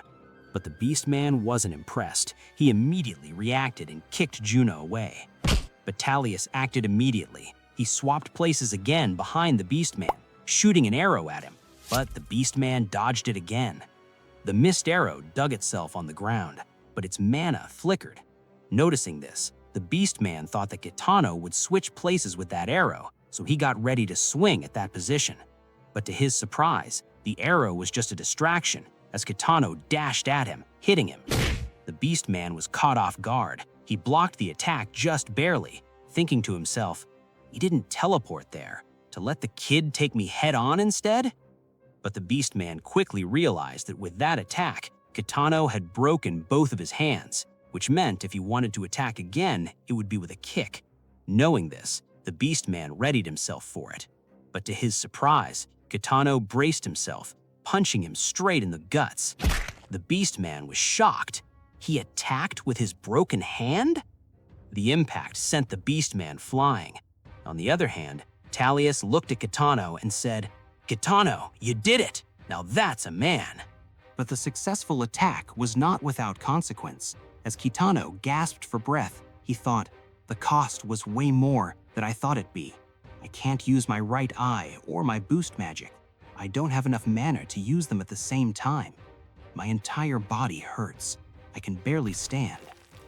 Just then, as the dust cleared, the Beastman complimented him. "Yes, wonderful. You hit me pretty hard, yes. It'd be a waste to use you as a sacrifice. I think I'll take you for myself." Looking at the Beastman, who was still fine, Talius was getting desperate. Just then, the Beastman weapon suddenly rattled and flew back to him.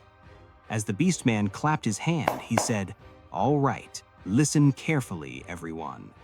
He then activated his magic for the first time in the fight. As the bandage covering his weapon slowly loosened, he urged them not to be frightened and run away. Seeing this, Talius and Juna urged Kitano to run, but Kitano didn't listen. He could still move a little, and he decided he would defeat the Beastman right there. Hearing this, the Beastman complimented his braveness. But suddenly, next to the Beastman, Jien appeared out of nowhere.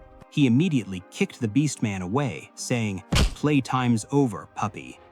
The impact from the attack shattered the ceiling, but the Beastman managed to defend against it.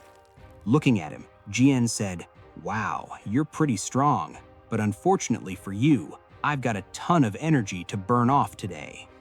Seeing this, the villain group was surprised. "Oh no, nobody told me they would send their captains. Isn't this an unusual situation?" As not only Jien arrived, but also the captain of Seraph Wings. They managed to get there through one of the portal ability from Ajim, the head of the barrier department at the Magic Research Society, a veteran researcher who manages barriers across the entire kingdom and uses them to perform teleportation. As Ajim closed the portal, Lamia apologized to their captain for causing them trouble, though he didn't say anything. Earlier, 40 minutes ago, at the Council of 12 meetings, while they were discussing, Seraph Wings captain, Raid, suddenly stood up. "What's the matter, Raid?" they asked. Raid then pulled out a small sketchbook and started writing on it. "I'm currently using a magical gadget to share Lamia's sight," along with a hurried emoji on it, to which they questioned if drawing a whole emoji was necessary. Still, Raid continued writing. "They've encountered some suspicious individuals who may be connected to this incident," along with another emoji on it. Seeing this, one of the captains asked Jien if Raid usually gets straight to the point like that, to which Jien said yeah, though Raid was so dense he never laughed at Jien's jokes. Just then, Raid continued, "Jien, your crew is in trouble too." Hearing this, Jien immediately called for a gym, which took them to the current situation. Looking at Jean, the Beastman screamed, "Hey, are you serious? The captains are here? Even among gold-ranked adventurers, captains are on a whole different level." On the other hand, Jean said, "Talius is a passionate, devoted guy who adores even someone like me.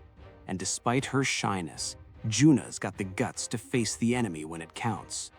Kitano is ridiculously kind. He's just full of potential. They all look like hell. Anyone can tell by looking at them that they tried their damnedest to protect this town. Hearing this point, the Beast Man suddenly felt a great sense of fear as Jean asked him, "But are you ready for me?" Hearing this, the sense of fear was quickly overwritten by the Beast Man's thirst for battle. He screamed, "It's my lucky day! I'll take you for myself too!" With that, Jean fired down a rain of dark spikes, but just as the Beast Man was about to take the attack head-on, his teammates appeared through a portal and said, "Noise, let's go home, Noise." I just realized the Beast Man name was Noise. I'll refer to him as that from now on. Immediately, Jean's attack hit the ground, causing a massive impact. Kitano was amazed by the sheer scale of Jean's firepower. But the villain group managed to avoid it, with Noise trying to break free in order to fight Jean, while his teammates urged him to stop flailing around. On the other hand, they didn't just try to run away from Jean, but from Raid too, as from a distance, Raid had already charged up his attack, Ex Machina. Along with that, Jean also fired off his attacks at them. Seeing this, Noise finally gave up and decided to leave with the others. Just then, Kitano ran at them. He screamed, "Before you run away, apologize to the people of this town." Hearing this, Noise said, "You used your last bit of strength to leap over here? We'll settle this someday, brat. Our magic will clash and we'll see who wins out. You'd best hone your skills until then." As the skeleton portal slowly closed, Noise said, "Let's destroy each other as many times as it takes." With that, the villain group disappeared, leaving Kitano behind. Though he breathed heavily, Kitano said, "I'll stop you with my magic as many times as it takes." Just as he said that, his magic dispersed as his body gave out, and he passed out. Jean quickly got a hold of him. He said, "Kitano, you put up a great fight. Good job." The scene slowly transitioned. He saw Kitano just got home as he greeted his grandma. "Grandma, I'm home. Guess what, Grandma? There's so much I want to tell you." But as his grandma turned her face at him, he was terrified to find that it was actually Noise. He said he had destroyed the town and everyone in it, urging Kitano to fight him. Just then, Kitano gasped as he woke up. It turned out it was a dream, and he was lying on a hospital bed. Next to him, Linnae was taking care of him. "Oh, you're awake. You were tossing and turning and soaked with sweat." "Linnae, ow, where am I?" "You were brought to the hospital. It's been 3 days since you've arrived." "3 days? I was asleep for 3 days?" "Yep, but don't worry," Linnae said as she acted cutely. He continued, "I was right by your side day and night taking care of you." Hearing this, Kitano thanked her, though he questioned what she was wearing. Like, bro, she's wearing a nurse outfit. Duh, learn to appreciate it. Though, as Linnae turned her back against him, she said, "I knew this might happen, but seeing you in such rough shape really made me realize that it all might be because I was the one who pushed you to do this. And I wonder if maybe you would have just been happier staying in town, running the seitai clinic. But even if I'm scared or worried, it's my responsibility to see this through." Saying that, Linnae put her hand in her face, trying to wipe her tears as she tried her best to not show this worried side of her to Kitano so that he could really focus on his dream. She continued, "Because I don't want to be apart from you, Kitano, and that's why I'm here. Even though I can't use magic, I can still watch over you." Hearing this, Kitano said, "Linnae, I'm sorry I worried you so much." To which Linnae turned back to hug him tightly, sobbing, insisting that she wasn't worried, but her hug was a little too tight for an injured person. Kitano screamed in pain. Just then, another nurse appeared. "This is a hospital, you know. If you want to do that kind of thing, I'll give you a key so you can lock the door first." Along with her, Jean was coming with her. "Jean," Kitano said, "how's the town? How's everyone?" But Jean quickly told him to settle down. Then he explained, saying the town was being reconstructed and none of the townspeople were injured, all thanks to Kitano and the others. Hearing this, Kitano finally relaxed, saying that it was good to hear. Just then, the nurse who came with Jean chimed in. Her name was Kureha, as she put on an intimidating smile, saying, "There's nothing good about it. You got way too carried away. You got so beat up it was kind of gross, actually." "Well, no matter," she continued, as she climbed on the bed and got in top of Kitano. Then she activated her power, releasing multiple wet and slimy octopus tentacles, leaving him totally shocked. She continued, "Just sit still for a bit. It's time for your medicine." On the other hand, Lene was also stunned at this sight, while Jean explained her magic. Octomia. At its core, magic is something each practitioner shapes through their own training, creating a style unique to them. But there are also cases where magic is passed down through a bloodline and grows more powerful with each generation. Kureha here is an old friend of mine. This hospital is run by her family, who possess an exceptionally rare form of healing magic.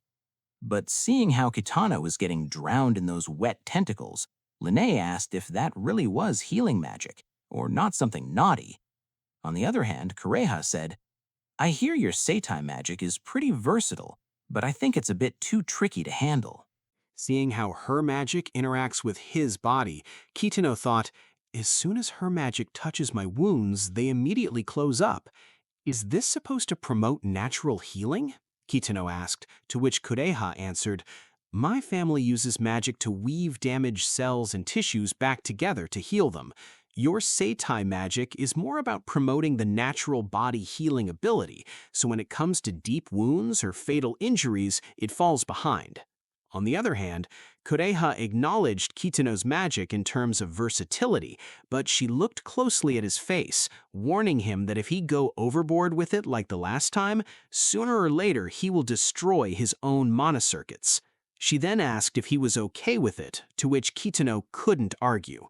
With that, Kureha advised him to do some research on his own magic and get stronger. That concludes the day's treatment. Before leaving, Kureha asked if Jian was hurt, so she could treat him like how she did earlier, but Jian said he was fine. Hearing that, Kureha clicked her tongue in disappointment, not being able to get on top of Jian. After the conversation with Kureha, Kitano stared at his hand, looking somber. Just then, the curtain separating him from the bed next to him was pulled open. "Ha! What a coincidence," someone said. It was Zio, as he told Kitano he should be honored to bask in his heroic aura as he stayed on the next bed. Zio's lively energy immediately lightened the mood. Lene was surprised. He was happy Kitano finally got a new guy friend, asking who he is. After Kitano introduced Zio to her, she smiled and waved, greeting Zio. But to their surprise, Zio suddenly acted timidly, his face red. Seeing this, Kitano asked what's wrong, to which Zio awkwardly hid under the blanket, asking Kitano, "How can you be so chill, Kitano? A cute girl our age just showed up." Hearing that, the three of them, especially Lene, were all equally awkward. After that, Zio admitted letting the villain group get away was a disgrace for heroes like them, and he and Lamia would do their best to help the security in the capital. Hearing this, Jian told him not to be too hard on himself. After all, he helped evacuate all the villagers, which shocked Kitano upon hearing it, realizing how great Zio was, fighting and helping others at the same time. Hearing this, Zio smiled and asked, "Why are you surprised? I'm a hero, remember?" "That's amazing," Kitano said. Just then, Talius barged in, while Juno was trying to hold him back. Seeing Kitano finally awake, Talius rushed to his side and apologized. "I'm sorry, Kitano. I was so useless, and it's my fault you had to put yourself out there. So I swear, from now on, I'm gonna get stronger, stronger than anyone." Juno also agreed with Talius. "Me too. I'm gonna be so strong you can totally rely on me, Kitano." Looking at them, Kitano said, "I feel the same way. I want to change. Looking back on it, everyone had to encourage me or lend me a hand of help, but I want to help out the guild even more. I want to be as strong as Zio, and I want to protect people. That means I gotta be able to do things on my own." As Kitano opened a magic circle on his hand, he looked at it and said, "I'm gonna fight, win, and protect, so I want to be able to master boosting my body." Just then, Kureha was writing up a medication note as she mused at Kitano's youthful energy. she suddenly realized what he just said. On top of that, he was activating his magic solely for dramatic purpose, and she shouted, "Wait a minute, did you even listen to what I said? Apparently you're a complete idiot. If you use that magic again, you could ruin your mana circuits and your physical abilities. Listen to me, magic is deeply tied to both mind and body. And as far as I can tell, you're not built to be a fighter. You're not cut out for combat. And that's why you can't tell when you've hit your limit and you're about to destroy yourself. It's clearly too much of a burden on you." Just then, Jian chimed in. "So then what he needs to learn is precise control of his mana and physical reinforcement, right? In that case, I've got an idea." Jian then announced, "Kitano, you'll take a break from missions for a while and start training while you recover. I'm sending you to training with experts in mana manipulation, the Majo clan." Upon hearing the name Majo, everyone in the room was surprised, with different reactions. Some were excited and wanted to see that clan for themselves, while the others were worried it would be too much for Kitano. Still, it seemed like the perfect place for Kitano to train. After all, nobody's better at handling mana than those women. Also, they're the fiercest warrior clan Jian knows of. Hearing this, Kitano already felt nervous. Days later, it was time for Kitano to embark on this new journey. The designated his risk zones, the concentration of mana in these areas is significantly higher than other regions, causing unusual and hazardous environmental effects. With the exception of adventurers, entry is strictly forbidden. Entry permissions are granted based on the adventurer's rank and the zone's risk level. But regardless of the adventurer's rank, survival is never guaranteed. The old capital, the Dragon's Nest, and for this one, as Kitano walked past a skull, he felt nervous. He asked Jian if he even knew this Majo clan. Jian said that they helped him once, ages ago. Hearing this, Kitano asked if they could just show up like that, to which Jian confidently assured him, saying they were pretty close to begin with. As the platform kept elevating, Jian said they were already in the Majo territory. He told Kitano, "The Majo are experts when it comes to mana, so use your mana recklessly, and they'll assume you're a marauder and attack." Hearing this, Kitano himself could feel it. The air is thin up here, but ever since we started climbing, my whole body's been tingling. It's like the atmosphere itself is just filled with mana. Wow, I had no idea a place like this existed. While Kitano is having his moment, Jian was busy picking up sugar grass again. A few days earlier, while they were still in the hospital, Zio was feeling frustrated. He wanted to go and meet the Majo clan, but his schedule with Lamia wouldn't let him do that. So he said he would be waiting for Kitano's souvenirs, though Kitano didn't think it was a souvenirs kind of places. Zio said the bandage on Kitano's head looked really cool, to which Kitano said it was Kureha who made it for him. Hearing this, Kureha scoffed from afar, telling him not to take it off except when bathing. Just then, Kitano could hear some scary voices behind him. It was Talius and Juna who were hiding under the bed, trembling in fear.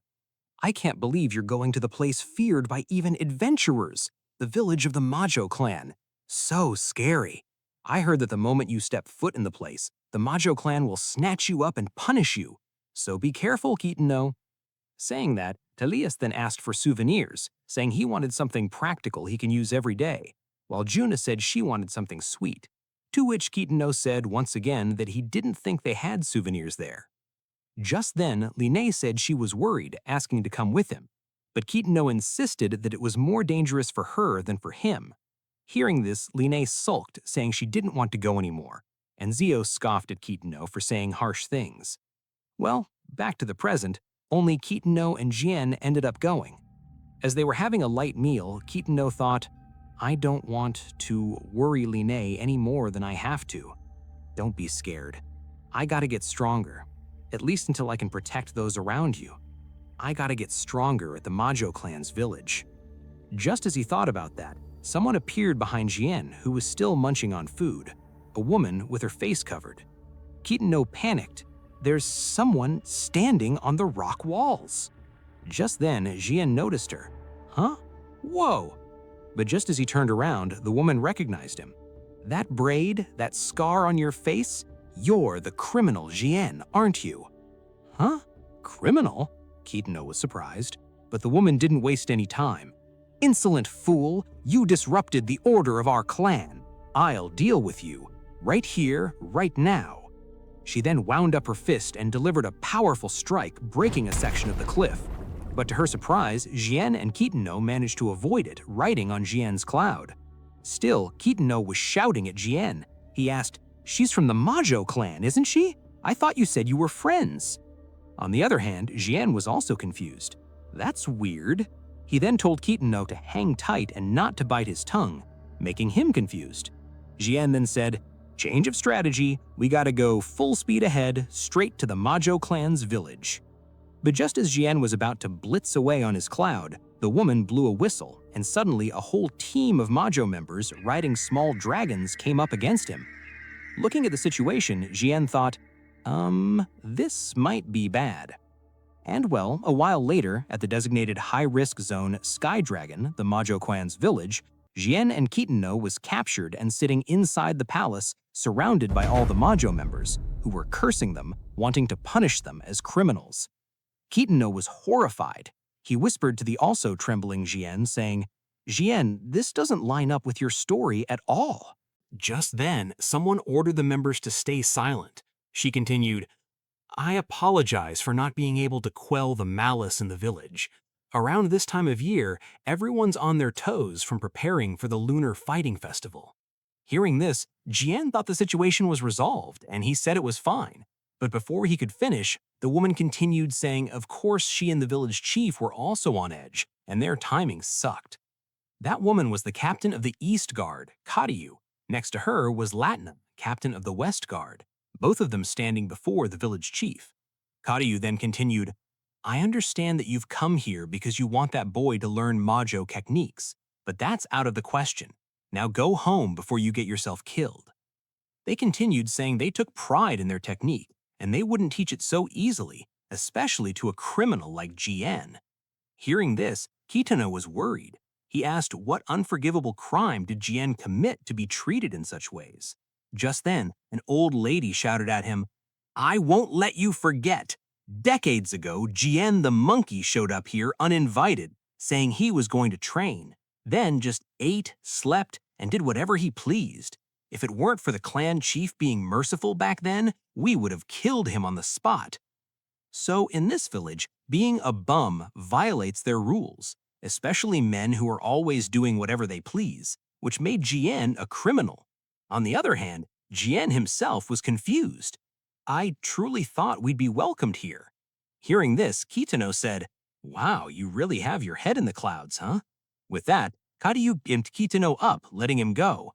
Just then, Kitano said he wanted to ask something.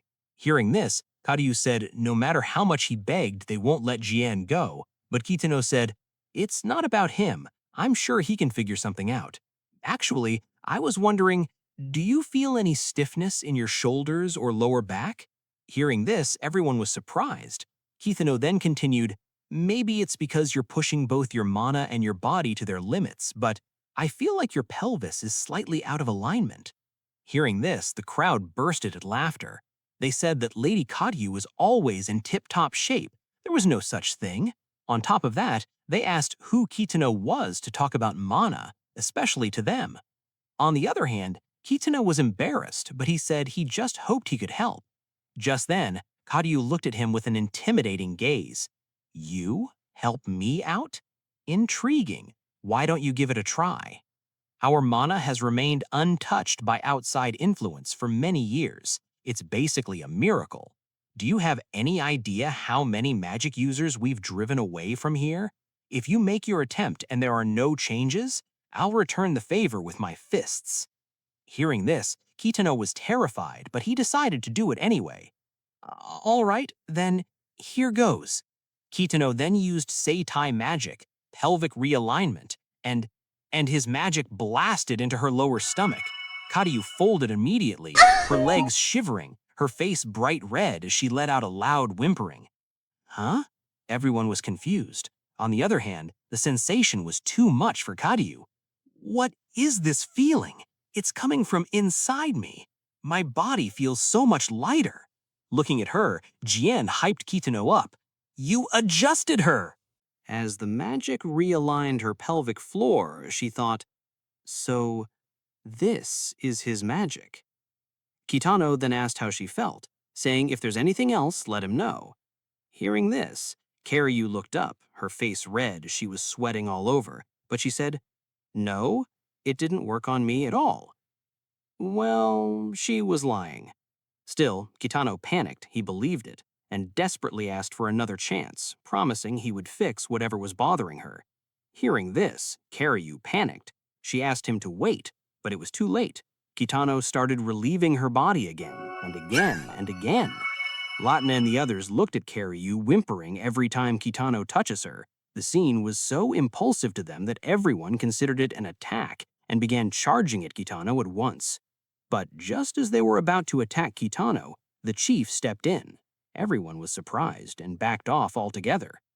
Seeing this, Kitano was amazed. So that was the village chief. The chief then called for Karyu. She asked how Kitano's magic was. Hearing this, Karyu tried to act like she didn't feel anything, saying it was unremarkable and she was already fine from the start, but Latina quickly exposed her, saying she had been complaining about aching before. Hearing this, the chief looked over to Kitano and said, "I will take these two into my custody." Everyone was surprised. Kitano asked Jian what that meant, to which Jian said they might get stuffed and mounted. Just then, someone walked in. "I'm sorry, but I don't agree with that." It was Suzaku, the captain of the North Guard, who said, "We Majo can't be tolerated with outsiders who've entered our territory. One of them is a terrible criminal, and all of us want to see him punished. If the chief doesn't lead by example, it'll damage our pride as Majo. Don't you agree, Suzaku?" Hearing this, Karyu and Latina immediately rushed to her, pointing their fist at her. "Watch how you speak to the chief, Suzaku," Karyu said. Latina also agreed. "That's right, we follow the chief's orders. If you want to disobey her, then I'll shut you up." But Suzaku didn't panic. She asked if Latina wanted to fight her. Just then, the chief said, "I have no intention of welcoming the invaders, but I won't be discourteous either.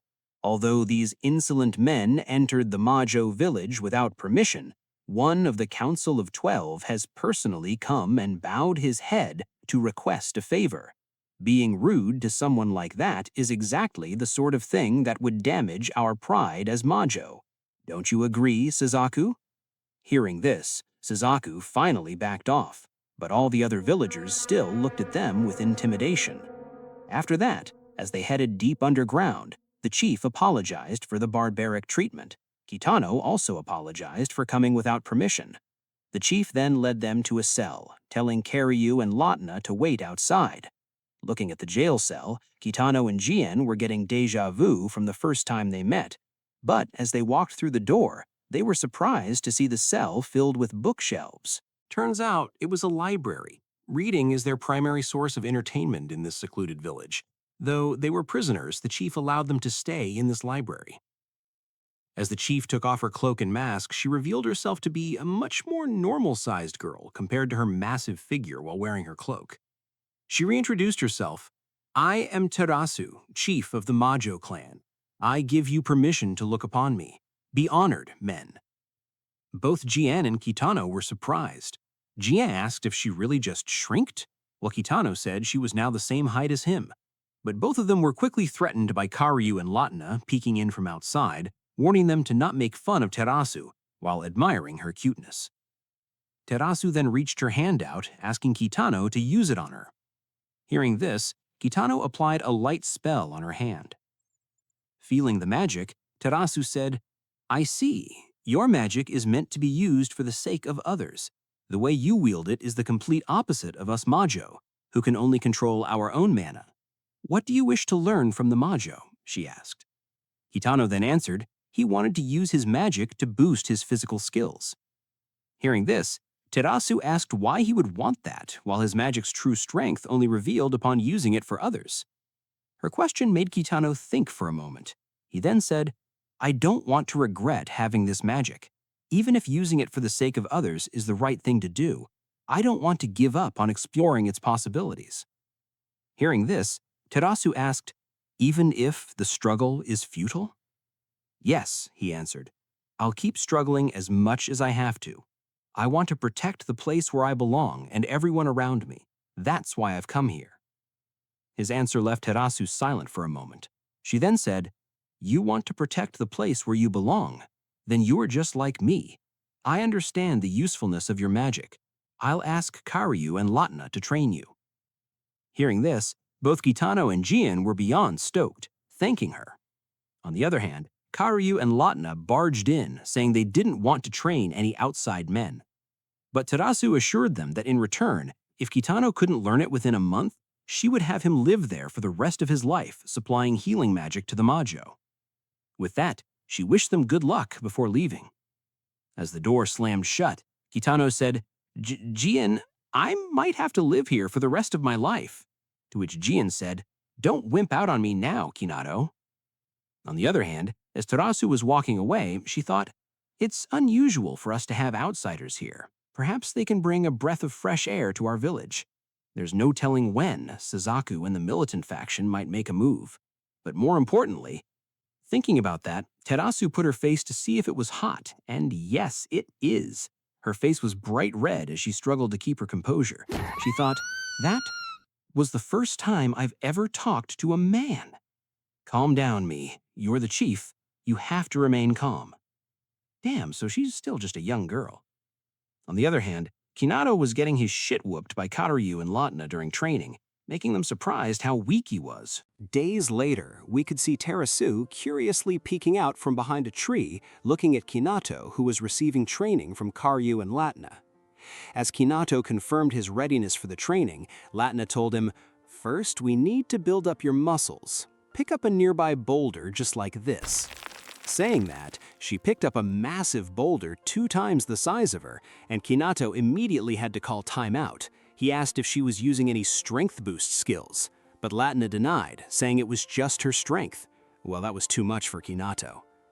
Karyu then explained that she did use mana to strengthen herself, but as the Majo, they were born with the ability to manipulate mana. It wasn't something like a technique they had to learn, but more like just another muscle that they pull. Hearing this, Kinato already felt desperate. He was supposed to learn it then, but still he thought he could at least try to get a feel of it. Maybe if he sharpened his sense and mana control, he wouldn't self-destruct. Saying that, Kinato braced himself, trying to pick the boulder up, but the mana flow inside him immediately got disrupted and blasted out of him, ripping his clothes off. Seeing this, Kinato screamed in embarrassment, while Terasu watched from afar, completely amazed. I can't believe it. He just made his clothes explode. I need to write this down.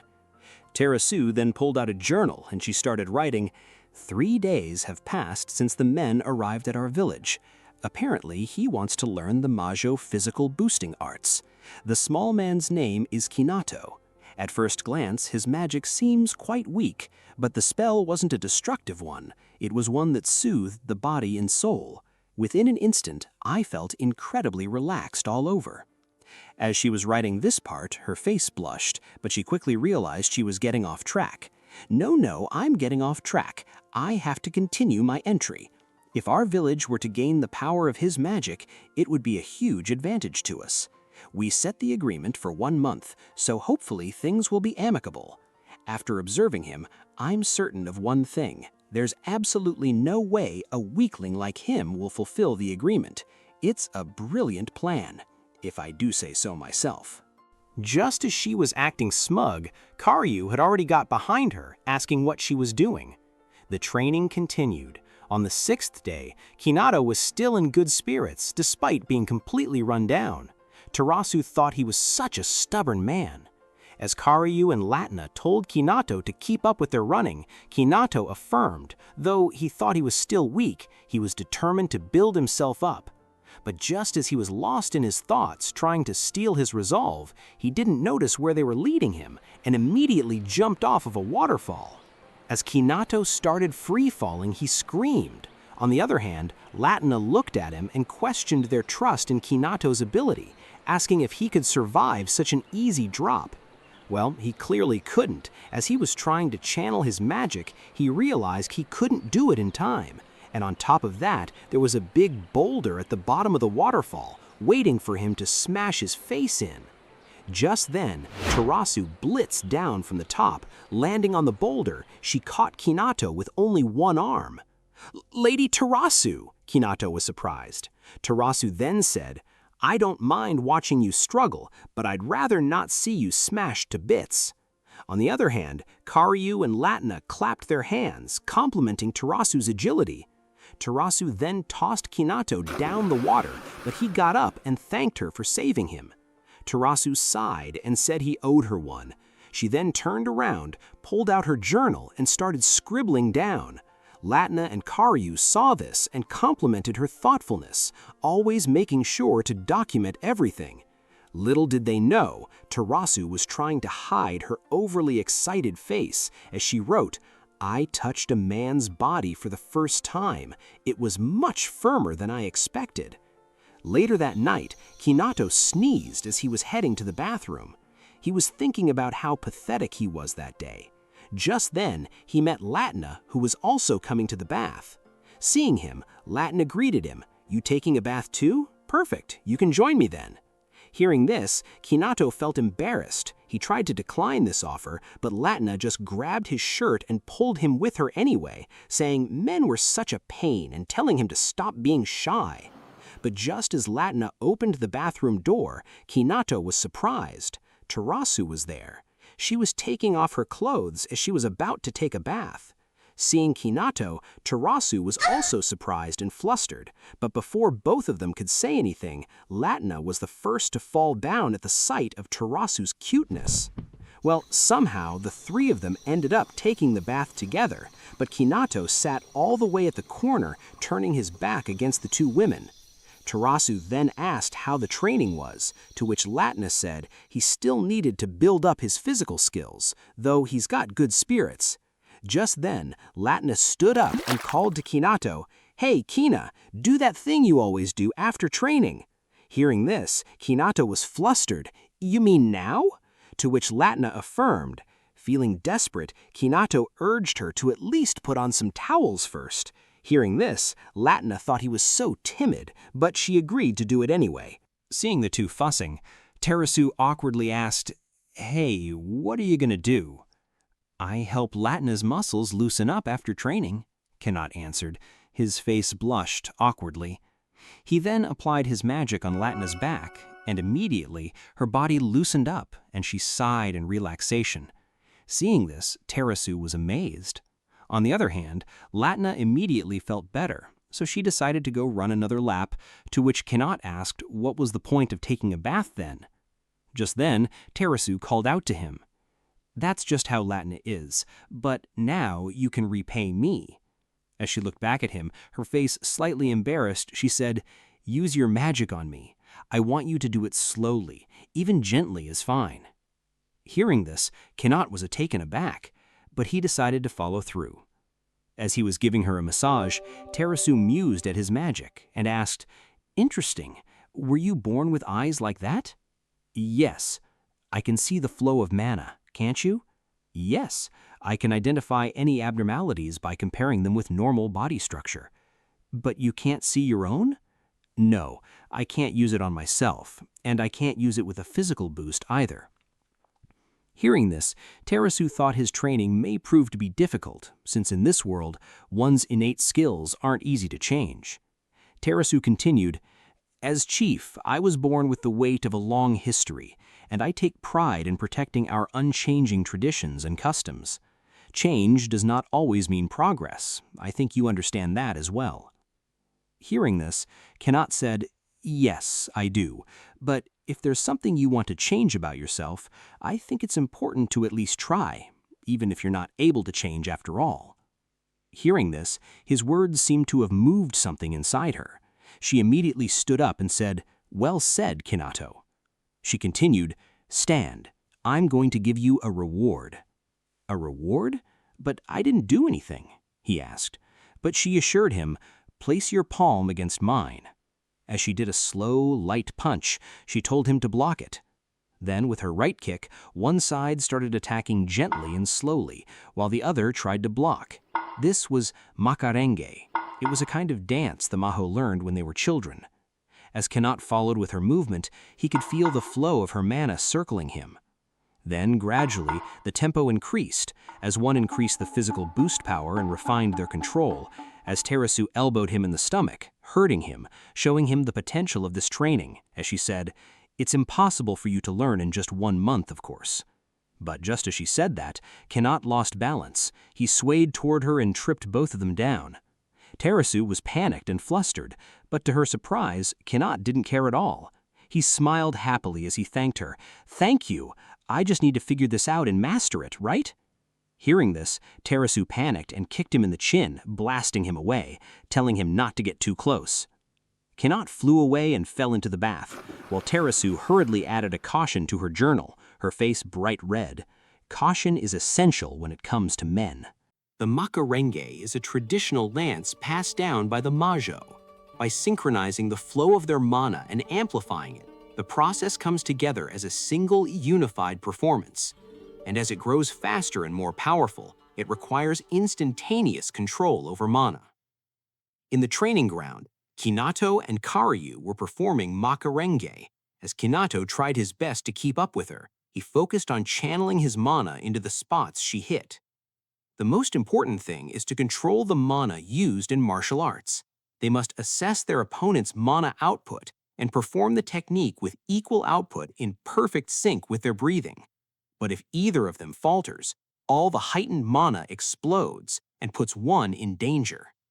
As Kinato got blown away, Karyu said, "Uh-oh," it burst again. On the other hand, Kinato was wheezing. He was struggling to breathe after such an intense exchange. Latna then came to him and told him to take a break, offering him water and something called merengen, a traditional remedy in the Majo village. Consuming it restores your stamina and even increases your mana capacity, though the claim wasn't tested. On top of that, it tasted horrible. As Kinato shoved the merengen in his mouth, he felt a heightened sensation, not in a good way though. Kinato started acting crazy, saying he's feeling better than ever and he's ready to go. On the other hand, Karyu and Latna seemed fine. They looked at Kinato, who was acting like he just took doping, and asked themselves if there's anything weird in merengen. Meanwhile, Terasu was taking note about Kinato as usual. Just then, Jian, who was still locked inside a cage next to her, asked if she was worried about Kinato. His word made her stunned for a bit, but she scoffed, saying for a captured criminal, her feeling was the last thing she should be concerned about, though she admitted that she would be lying if she said she wasn't concerned, since men hardly come to the village in the first place, but his magic seemed beneficial to the Majo. Hearing that, Jian thought that she was assessing Kinato's benefits to them, but just as he thought it was nothing special, Terasu said, "However, my chest aches slightly when I think about him, and I'm not sure why." Her words hit Jian like a truck, as she immediately realized the weight of the situation. Terasu continued, "I've scoured all my books, but I can find nothing about these strange symptoms, and I can't tell my tribe because I'm their chief. I don't want to worry them." She then turned to Jean and asked, "Tell me, have you ever heard of such a thing before?" Hearing this, Jean had to lock in. He turned to the embarrassed Terasu and said, "I want you to listen to me calmly. First, whatever you do, don't tell anyone else about those symptoms. But in order to figure out the case, I need your cooperation. Tell me what you feel the moment you start feeling it." Hearing this, Terasu agreed to tell him. On the other hand, Jean was thinking about taking advantage of this once-in-a-lifetime opportunity. Terasu then said with her face blushed, "Last night, Kinato appeared in my dream." Hearing this, Jean trembled. He was on the verge of collapsing from this overwhelming purity. That night, as Sasuko was playing chess by herself, she asked her underlings how long it was until the Lunar Fighting Festival, to which they answered 2 weeks from then on. On top of that, the two outsiders were doing just fine in the village. Thinking about it, Sasuko said, "A man settling down in Sky Dragon is quite incredible. Lady Terasu will probably start turning her attention outside the village as well. Before long, she'll start bringing in all kinds of new, progressive ideals back to the village." Saying this, her face darkened. But that's not the spirit of the Majo, is it? A true majo would want to reject things we don't like with pure, unadulterated violence. On top of that, among the normal majo, there are people who aren't pleased with the two men staying there. So for Sasuke's faction to do what they want with the situation, they must prove their strength at the decennial Lunar Fighting Festival. Later that night, as Kinato was treating his wounds from training, he recalled Latina's words saying his body was just not suited to use physical boost. Even though he understood the concept, he couldn't get the feeling down. Thinking about it, Kinato realized he was extremely reckless when he used boost on himself back then. He was forcing the mana flow to accelerate through a body that wasn't ready for it. It could have ended way worse. Kinato then started scribbling down his note, revising his homework about the dance. Just as he was lost in his thoughts, Tarasu appeared behind him. She called, "Hey!" "Whoa!" Kinato startled. "Lady Tarasu!" Tarasu then walked up to him. She put her hand on his chest, saying, "Looks like you had another rough day, huh? The effects of the Murandon are real. Good medicine's always bitter after. You might not see it, but I do. Your mana capacity is still not great, but it's increased. But things will only get tougher from here on out. Scream and let it out if you need to." Hearing this, Kinato smiled. "Scream? I'm only able to train like this thanks to you and the other majo. I promise I'll see it through to the end." Hearing his response, Tarasu blushed slightly. Yeah, she's totally into him. She then said as she leaned in closer to him, "Is that so? Very well then. How about I give you some pointers on makarenge right now?" But to her surprise, Kinato smiled brightly and declined her offer, saying he had finally started to sync with Latina and Caillou and he didn't want to trouble her. This left her completely shocked. She went to sit in the corner, sulked. "Oh, fine then." Seeing this, Kinato realized the fumble he just made. He hurriedly tried to save it. "Oh, Tarasu, I've been worried about something. Do you think you could hear me out?" Hearing this, Tarasu's eyes lit up again. "What is it? Hurry up and speak, you fool." What Kinato wanted to ask her was about his mana control during battle. Even though he managed to figure out the flow of physical boost, he just couldn't get his mana to stabilize. Hearing this, Tarasu sighed. Since such concept of controlling mana is natural to the majo, it's hard to explain to those who can't. Thinking about it, Tarasu said if only Kinato could just do it naturally too, like how he did with his seitai magic. Hearing this, Kinato also agreed. He wished he could use a physical boosting technique the same way he used his support magic. Just then, something clicked inside him. Could I control the physical boost technique using seitai magic? Instead, I should be striking only at key moments. But if I could layer my support magic onto each move with the right timing. With his new idea, Kinato made his resolve. He asked Tarasu, "Tarasu, would you spar with me?" Hearing this, Tarasu's eyes sharpened as she said, "Fool." She immediately disappeared from where she was standing, and in the split moment she was already in front of Kinato, her legs already in a kicking motion towards him. Kinato was startled, but he acted right away. The main thing to focus on is the physical boost and how to use seitai magic to support it. Then adjust it. Kinato put her guard against Tarasu's kick, his body fully reinforced in 2 layers of magic, and he blocked the attack. "He blocked my move." Tarasu was surprised. "I kicked him with the intent to blow him back, but..." On the other hand, Kinato was excited having his idea worked out. Seeing him being happy, Tarasu walked up to him. She hugged him, congratulating him, though her face was clearly flustered. Kinato was also surprised at the sudden intimate gesture. Turns out, earlier that day, Jin told Tarasu what she should do. It was to make casual physical contact, like a hug, and she was doing just as he told her. "Jin, my man, I appreciate the wingman potential, but if the other majo find out about this, they genuinely will chop your head off."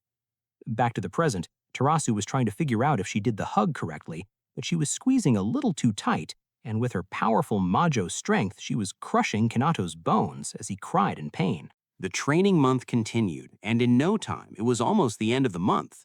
Back in the past, Tarasu used to learn the makarenge from her mom. She was taught that the makarenge is one of the dances where 2 people's hearts become one. You can feel someone's warmth when you touch them like that. Thinking about it, her mom once told her to learn about people and perspectives beyond their community, though their grandma may not approve of that idea. Back to the present, as Tarasu walked into the bathhouse, she ran into Kinato again. Oh, the two were surprised. Good morning." Kinato said. Sorry, I just finished my morning training, so… Wow, would you look at that? Kinato is now ripped. Bro looks like a mini Deku. I'll go ahead and get out, Kinato said. On the other hand, Tarasu was speechless. She was flustered, her face blushed uncontrollably as she looked at Kinato's body, and for a moment, she remembered what Jien told her about physical contact. She awkwardly put her hands on Kinato's shoulder, making him confused, but she ended up feeling embarrassed and just punched him in the guts. Hey, just 'cause you don't like me doesn't mean you can just slug me with no warning, Kinato said. On the other hand, Tarasu could feel something different about the punch. She said, not only do you have more guts than before, but your physique's improved too. Thanks. It's been almost a month since you came here. I honestly didn't think you'd survive this long. You were so weak before. But since you're still here, you should come to the Lunar Fighting Festival tonight. Hearing this, Kinato said he would, but for now he would head out. But Tarasu quickly insisted that he soak with her. With that, they soaked together. While Kinato was still wondering how he got in such a situation, he told Tarasu that though he had room for improvement, so far he'd gotten the gist of it in his own way. Hearing this, Tarasu was glad for him, though he said, "In that case, we'll be saying goodbye soon, won't we? Spending this past month with a man has been rather stimulating for me. I'm sure that my mother, who was our previous chief, would have made the same decision. She passed away, but I live my life trying to be like her. She's the one who taught me the makarenge. My mother disagreed with my grandmother's principles of the Mato village. My grandmother sought conflict to demonstrate the Mato's powers, but Mom wanted to be tolerant and embrace the rest of the world. Grandmother was hot-blooded and at times cruel, but because I trusted my mother, my path came naturally to me. Lately, I've come to deeply realize that I'm not capable of being like my mother. I lack everything she had: her capacity, her strength, her spirit. I'm sorry. Since we'll be parting soon, I just thought I'd tell you all this. The ties between us will fade and disappear before long. Please disregard everything I said." But to her surprise, Kinato looked her in the eyes. He smiled and said, "The ties between us won't disappear, Lady Tarasu. I would never let them. It's the same as the feelings you have for your mother. The time you spend with someone and the memories you share with them become etched into who you are. That's why, even if you're apart, no matter where you are, I think we're still connected." Hearing this, Tarasu said, "I see." She turned away from him, trying to hide her face, flustered, completely head over heels for him. What should I do? She thought. I think maybe he just proposed to me. Huh? What did she mean? Turns out, days earlier, Tarasu asked Jien what marriage was, and he said, "It's a vow of love between two people who promise to spend their lives together. They would even risk their lives for one another." As Tarasu, who was already not right in the head, thought about it, a vow of love, connected to each other, no matter where we are. I think this is way beyond physical contact. As Kinato turned to her, wanting to ask about the lunar festival, he found her face deep under the water, her breath bubbling out of the water. He was terrified. With that, the day passed, and before long it was already night. When a halo encircles the moon, the Maijo village is illuminated more brightly than usual.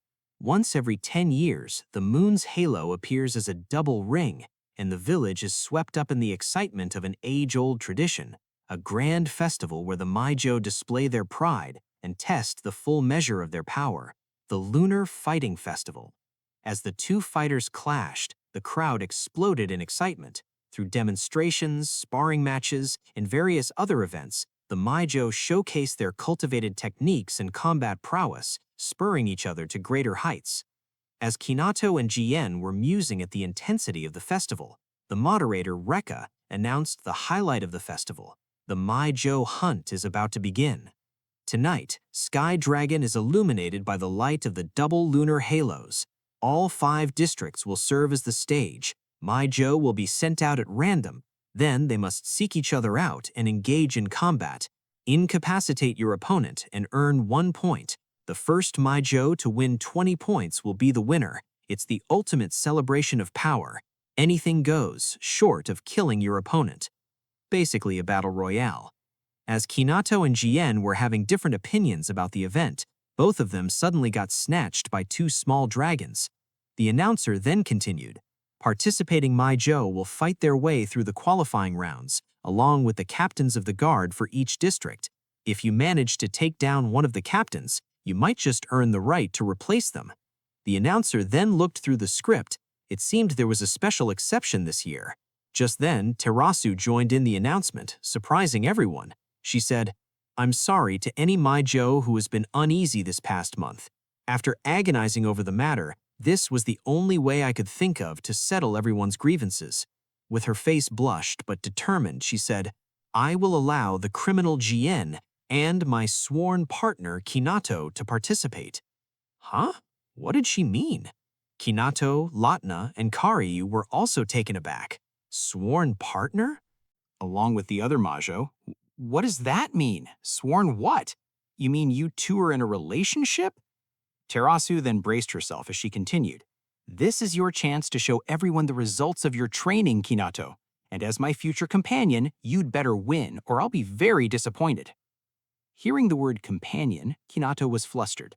On the other hand, as the other Majo heard the word companion, they instantly thought of their two dragon pets flirting with each other, and everyone erupted in uncontainable rage.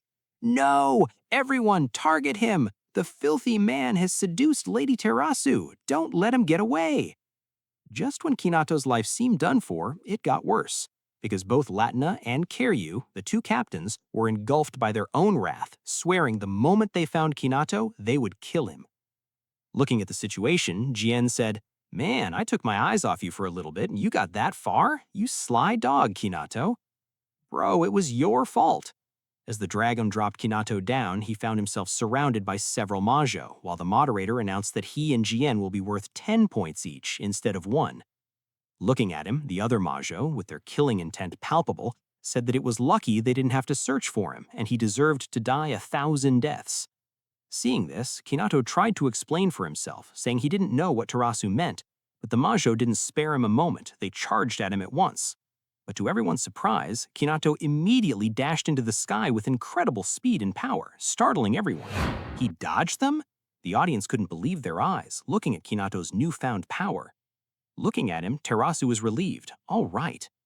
On the other hand, Kinato was thinking about how to clear up this misunderstanding. Seitai Boost is a move that uses the physical boost technique simultaneously with Seitai Magic to control the strain placed on one's body, and Kinato had just used it to jump into the air. But he suddenly lost control of his power and started free-falling. As he was about to drop to his death, he managed to grab onto a tree branch and swung himself down safely. That was a close one. I can't control the boost fully yet. Looking at this, Rekka, the moderator, said, "Wow, he was able to land. Well, that's a shame. I personally wanted to see him screw up and get seriously injured." Along with that, the audience were also surprised. They didn't think Kinato could move like that before. Rekka continued, "Now for a change of scenery. Here's Majo hunting one of the special guests. Majo and men aren't the only ones participating in the Lunar Fighting Festival. Tonight only, created by the Majo village for farming and housework, these guys have been switched to festival mode and will indiscriminately attack participants. The golems now stand in our way." It seemed the Majo were big fans of these golems, as they cheered for one as it was about to finish off one of the participants. Suddenly, Jean jumped in, smashing the golem into pieces, saving the girl. But the audience were furious. The criminal, Jean, had just destroyed their favorite golem, golem number 1, and everyone screamed, telling the others to kill him. After breaking the golem, Jean asked if the Majo girl was okay, to which she scoffed, saying nobody asked him to butt in and she would finish him off right there. But it seemed the wound on her leg was too much for her. She stumbled down, gritting in pain. Seeing this, Jean crouched down, offering to carry her to Kinato to take a look at her wound. Hearing this, the girl scoffed about her pride as a Majo, On top of that, she revealed that the wound wasn't from the golem, and she needed to go make a request at headquarters to call the festival off. As she said, "There's someone among the Majo who has dabbled in the forbidden." That person seemed to be Suzaku. Meanwhile, Kinato was busy running away from the relentless Majo chasing him. Looking at him, Rekka said he wasn't too bad, to which Terasu proudly said though he was terrible at controlling his mana, through the Renge he had managed to combine his techniques in his own way. It wouldn't be easy to catch him. But it wouldn't be long until the Majo managed to corner Kinato against the edge of a cliff. With no way to escape, along with 5 Majo approaching him, it was too much even if he decided to fight. He needed to find another way out. Just then, through his eyes, he noticed something. "You're all," Kinato said, with a strangely intimidating aura from him. "Very stiff, aren't you?" Seeing this, the Majo became hesitant. On the other hand, Kinato simply noticed stiffness within their body, the types of stiffness from fighters that could actually interfere with their daily lives, and he decided to take it upon himself to adjust and heal them right there. Hearing this, the Majo glared. Heal us with the technique he used on Lady Karyu? Talk about impudent. The 5 of them began charging at Kinato, fully intending to kill him. "We're gonna pound your bones into dust, then you'll never be able to use seitai magic again." But the moment they were met with Kinato's magic, get it? It's the title of the manga. The 5 Majo were immediately lost in a dream where they were going on a vacation, having fun on the beach, having the best day of their lives. This feels so good. It's been so long since we got to relax like this. What were we doing again? Can't remember. Who cares anyway? Let's just relax. Yeah. Back to reality, Rekka screamed in excitement. What in the world just happened? The 5 Majo who were heading toward Kinato suddenly lost their will to fight. They looked completely incapacitated. On the other hand, Terasu managed to see what just happened. He's still got a long way to go when it comes to combat, but he's able to get through by instantly alternating between healing techniques he's cultivated over the years, plus his seitai boost, a technique designed specifically for dodging attacks. High-speed treatment. You're too kind, Kinato. With that, Kinato somehow scored 5 points. Meanwhile, as Lautna and Karyu tore through the battlefield looking to kill Kinato, they ran into each other. Lautna asked Karyu if she had seen Kinato, to which Karyu said if she did, Kinato would have already been dead. Just then, someone appeared. It was Suzaku. She said she'd been looking for Lautna and Karyu. Seeing her, Karyu said, "We have no business with you." Hearing this, Suzaku smiled. "Oh, same here. It's just, since you two were Lady Hirasu's close aides." Suzaku then let out a deranged smile. "I want to restore the Majo to how they should be. We should be using our strength and combat skills to trample everything in our paths. I want the power of the Majo to be known outside of the village, throughout all of Rahuna, and I'll do anything to make that happen." Saying that, Suzaku pulled out a mysterious pouch, and Lautna and Karyu immediately realized what that was. Meanwhile, as Jien was carrying the injured Majo girl, she told him about the forbidden medicine. Long ago, their ancestors developed a certain substance as a forbidden medicine to overpower other tribes. At the bottom of a vast, deep well, hundreds of monsters and members of rival tribes were forced to slaughter one another. The mana and blood that accumulated there was infused with the traditional herbal remedies of the Majo, resulting in a concoction named Amrita. Its power was absolute. It crushed all of their tribes, leaving only the Majo standing. But once someone used it, it destroyed their body and mind until they were no longer human. So the medicine was hidden away and marked as a forbidden. It's now a cursed object that's sealed into a container at the bottom of the well. Saying this, the girl suddenly realized she shouldn't be telling outsiders about it, but Jien assured her he won't tell anyone. So supposedly, the key is passed down through generations, etched into the bodies of the chiefs, so only the chiefs know how to break the seal. But somehow, Amrita is out there now. With that, the girl pulled Jean's braid, urging him to go faster, which he screamed in pain. Back to the commentator room, Terasuo was watching the event. Just then, the camera showed the battle between Suzaku, Lautna, and Karyu. As Suzaku asked if Terasuo could hear her, everyone was shocked to see both Lautna and Karyu had been defeated. Suzaku said, "I haven't killed them yet, But if you don't come quickly, I might not be able to control myself." Seeing this, Rekka couldn't believe her eyes. Something was not right. She turned to ask Terasuo what was happening, but to her surprise, Terasuo was nowhere to be found. On the other hand, Kinato also got to watch the broadcast. In no time, Terasuo jumped down to where Suzaku was. She was furious. "What are you after, Suzaku?" On the other hand, Suzaku smiled. "I want to be the chief." Meanwhile, Kinato decided he would also head to the location. He couldn't just stand there and not try to help. As Kinato was dashing through the forest, several Majo girls blocked his way, wanting to take his points. Seeing this, Kinato swallowed his spit. He braced himself, activating his power. "I'm sorry, but I gotta get through." He then used his seitai magic and instantly stripped them of their willpower.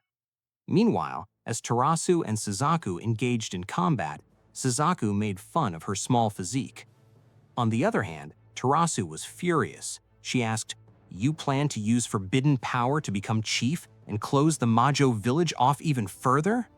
Hearing this, Suzaku smiled. "I have no intention of denying the ideology of those who came before me, like your mother. I believe the Majo should go forth into the world." Tarasu then launched a flying axe kick towards Suzaku, but she blocked it. Tarasu continued, "Then why?" To which Suzaku answered her, "I don't want the Majo to join hands with outsiders. The Majo are superior people who should stand above all others. Don't you think the Majo are wonderful? We hone our physical boosting technique from the time we're children and shape it into a distinct culture. It's beautiful, like a form of art. Your grandmother told me that this Amrita is also a product of the beautiful Majo culture. That's why we need to show everyone who we are. We shouldn't pander to the weak. We must maintain our pride as strong people. This lunar fighting festival is sort of a dry run. I want to use this power to appeal to the suppressed instincts of the Majo, and then we'll show the world outside just how strong we Majo are when I lead them." In contrast to Suzaku, Tarasu said, "It's true, you're right. The power of the Majo is the culmination of what our ancestors built, but it's not meant to be used as a brute force to trample others. The reason we cultivate our power, it is to protect the small and the weak. You were protected by that power once too. That's the duty of those who are more powerful, and the fact that you don't understand that shows just how small you are." Hearing this pissed Suzaku off. She winded up her power. Her body, affected by the medicine, began morphing into something unlike her as she attacked Tarasu, telling her to stop her before she died. Meanwhile, Kinato just took down 4 other Majo. As they lay on the ground feeling completely relaxed, they complimented his gentle magic and wished him good luck as he went on his way. Kinato then continued heading to the battlefield. As he was crossing a bridge, he was suddenly blocked by 2 of the Suzaku's underlings. "Look what we have here," they said. "A man. What should we do, Jin?" "We only have one choice, Kin. Lady Suzaku ordered us to demonstrate our power." With that, the twin began approaching Kinato, ready to attack. Kinato felt nervous, but as he had a closer look at them, he realized something terrifying. They were all so stiff. Kinato panicked. "Your bodies are way beyond stiff. This is an emergency." Hearing this, the twins were confused. "Huh?" Kinato asked if that wasn't just normal magic, saying it looked abnormal, to which the twins smiled. "Abnormal? Don't you mean incredible? Our bodies and mana are transforming, evolving us into something new." To their surprise, Kinato wasn't impressed. Instead, he looked more disgusted, saying they were just putting a huge burden on their body. Then, Kinato looked at them closely and started speculating how he could help them relieve their tension, like examining a client. Feeling underestimated, the twin charged at him at once. But just as they were about to attack him, Jian jumped in time, kicking them away. "Jian," Kinato was surprised. On the other hand, Jian smiled. He asked if Kinato could take a look at the injury on the Majo girl's leg. But the girls started punching him, saying this wasn't time for that. She needed to get to the headquarters. On top of that, the abnormal twin were the ones that attacked her to begin with. Once more, Kinato and Gian finally united. Gian asked Kinato if he could treat the girl's wound later, since he needed to take her to the headquarters first. Looking at the twin, the Majo girl explained about Amrita to Kinato and Gian. Then, Gian asked what Kinato thought, to which Kinato said seitai magic might work, but for the time being, he needed to go help Latina and Karyu first. Hearing this, Gian smiled. He told Kinato to go, while Gian held the twin back and took the girl to the headquarters. Immediately, one of the twins attacked them with her elongated arm. Gian told Kinato to go, as he stomped the arm down to the ground, saying, "Leave it to your buddy Gian." Meanwhile, back in the battle, Tarasu was crawling on the ground, exhausted, while Suzaku laughed. "Well, well, it looks like even the chief with the finest bloodline in the village struggles when facing the power of Amrita. And it looks like you're struggling badly, Tarasu. Look at those eyes, just so cute. Do you have any idea how long I've wanted to make you look like this?" Just then, from the forest, Kinato dashed out. He was screaming as he tried to run away from one of the golems. Tarasu was surprised. Kinato was also, while Suzaku glared, asking who dares interrupt her. On the other hand, as Kinato noticed them, he wondered why Tarasu was there, covered in injuries. He also recognized Suzaku as the woman who hurt Karyu and Latina. With no time to think, in a split moment, Kinato activated Seitai Boost, charging at the two. Suzaku immediately swung her deformed arm at Tarasu, trying to finish her off before he could reach her, but Kinato arrived just in time.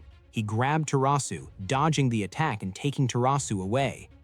"Kinato, what are you doing?" Tarasu asked as he was carrying her, running away, to which he said, "I'm sorry, but I think that woman's dangerous. I need to take you away from here so I can heal you." Looking at them, Suzaku decided to chase after them. As they were running away, Tarasu asked where he was taking her, to which Kinato didn't have an idea himself. He just tried to get away as far as possible. Tarasu, being held in his arms as he asked her to hold on tight, she couldn't help but feel a deep sense of admiration. Her feelings for him kept getting stronger every moment she stayed by his side. As Kinato slid down a hill and jumped through a window, shattering it, the glass shards hit him as he covered Tarasu from the impact, cutting off the bandage on his head, revealing his whole face. They both fell to the ground. As Kinato covered her, he smiled and asked, "I think I overdid it a little. Are you all right, Lady Tarasu?" With his face close to her, Tarasu stuttered, You. She then snapped, clapping his cheeks, face cheeks specifically, screaming that he was incredible. After they both got up, Kinato said he should treat her wounds, but Tarasu told him not to worry about that. For now, she said, "Karyu and Latina, they were hit with Suzaku's forbidden power. We need to stop her." Just then, Suzaku showed up. "The chief being saved by a man? Are you sure that's a good look? Turn over the role of chief to me, Tarasu, before you embarrass yourself any further." Tarasu stared at Suzaku. She then asked how Suzaku managed to obtain the Amrita, since only the chiefs had the key that was passed down through blood. Hearing this, Suzaku said, "From the way you're talking, it sounds like you've mostly figured it out." She then took off her choker, revealing the key symbol on her neck that only chiefs had. She said, "Your grandmother entrusted the key to me. She'd grown weary of your mother. That's why she intended for the Amrita to be put to use." Just as Suzaku said that, blood started dripping from her nose. "Oh," she mused, "a side effect, I wonder. I took it a little at a time to get my body used to it, though." Seeing her destroying her own body for her goals, Tarasu asked why she would go through such lengths, to which Suzaku answered, "That's the responsibility of those who stand at the top. Such soft ideals. Must we join hands? The weak should be led through pain and fear. Those who have power are the ones who create the system. Even you are unable to stop this power, Tarasu. Therefore, you are merely one of the weak who must be led." Hearing this, Tarasu thought, was my thinking too naive? Was trying to lead the village by sticking to mother's ideals too naive? But just as she was questioning her own ideology, Kinato spoke up.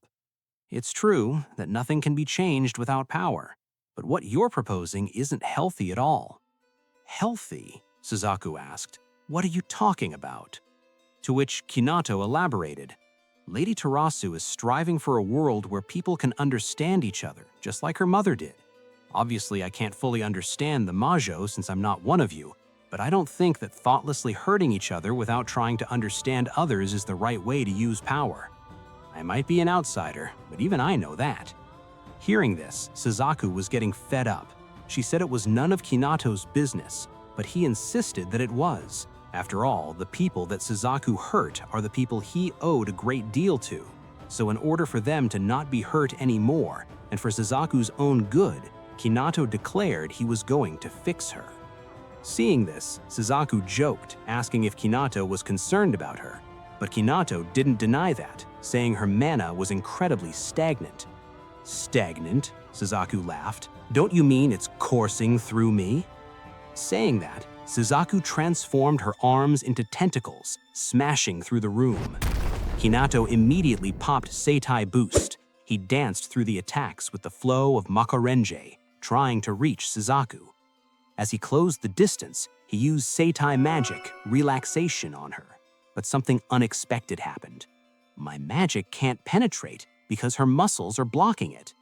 On the other hand, Suzaku asked if his attacks were supposed to do anything, so she immediately bashed him away. Kinato, Terasu called out to him, worried. But Kinato assured her he was fine. He continued, with a determined look on his face. Power that's used only to hurt others is wrong. I'm going to beat her and prove that what you're doing is right, Lady Terasu. Hearing this, Suzaku scoffed at the nonsense an outsider was spouting. She attacked Kinato, but the attack was stopped by Terasu. It seemed, after hearing what Kinato said, Terasu's resolve had been reinforced, as she smiled, offering to lend her strength to Kinato. With that, she held Kinato's hand, saying, "The Makarenge is meant to elevate each other's power, and this is its variant, a martial arts dance for two, the Fushikaden. I'll guide you, Kinato."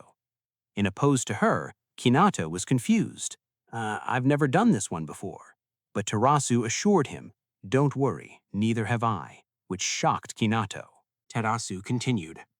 The Fushikaden is a martial arts dance for two. We dance as one against our opponent. It's said to have originated when the Majo joined hands in moments of dire need. By synchronizing with one another and honing their mana, their physical abilities grew stronger, supposedly. Supposedly? That word didn't assure Kinato at all. Still, he decided to follow her. So just how do we do that? We dance, Terasu answered, just like with the Makarenge, while we hold hands. Thinking about holding hands, Terasu suddenly realized it and blushed uncontrollably. She tried to explain that it was only for the dance. Anyway, Terasu said, your magic is our only shot. With that, they engaged in combat. With Suzaku looking at them, Suzaku said, "Aw, look at you two holding hands like besties. Thanks for making my target bigger." Suzaku attacked. Terasu pulled Kinato with her, saying she would guide him. But their flow immediately broke, and Kinato almost got his head blasted off by Suzaku. "Concentrate," Terasu said. "We must refine our mana together." Hearing that, Kinato agreed and tried to focus. But dancing in the middle of combat, with his hand tied to another person, is too unfamiliar to him, and he struggled. Just then, Terasu called out to him. She looked deep into his eyes and said, "Kinato, don't think, just feel me." Hearing this, Kinato finally calmed and affirmed her. And right away, Suzaku suddenly felt a different aura from the two. Their movements were much more precise than they were a moment ago. Though to her it didn't matter, she fired off a series of relentless attacks. On the other hand, Kinato closed his eyes. He directed his full attention to feeling Terasu's mana. Don't let anything slip by. Lady Terasu's flow of mana, the rhythm of her pulse, feel everything about her. And as their hearts shared the same beat, their mana flew in unison. They moved, they danced, entrusting their heart to the other person. They let each other lead them, blazing through the battlefield. Amazing, Kinato thought. My vision feels so sharp. I can see where her muscular armor is thin and where her mana is unnaturally stagnant. That's where I strike. Closing the distance, Kinato used relaxation on the exact weak point. The spell immediately blasted off a section of Sasuke's abnormal tumor. Sasuke was surprised. On the other hand, Terasu told Kinato to keep the pressure on. Just then, Sasuke's leg also transformed. She delivered a devastating kick, to which the two narrowly avoided, but the impact still sent them back, making distance. On the other hand, Sasuke's body began morphing more violently, turning her into something barely resembling a person anymore. She said, "No matter how much you strip from me, the power of Amrita wells up from within. I just don't understand you people. Why do you place such faith in others? What value is there in any relationship other than survival of the fittest? You can only have relationships with others once you've proven your true strength. In time, the strong rise to the top. That's the inevitable truth of this world." Hearing this, Kinato expressed his thought. "I don't believe power should be used to control others. I didn't come here to learn how to hurt others. I came because I believe magic is a power that should be used for the sake of others. Acceptance comes from being trusted. No one will open their heart to you unless you reach out to understand them. A relationship based solely on power is nothing but pure control. I'll show you the true value of power by setting you straight." Hearing what Kinato said, along with his unwavering determination, Sasuke was furious. "How dare you act like you know better than me?" She charged at them, knocking both of them out of the balcony along with her, as she screamed at Terasu, "How far you've fallen, staking everything on a man like this." But before Sasuke realized it, Kinato had already put his hand on her. Seeing this, Terasu smiled. "You've got it wrong, Sasuke.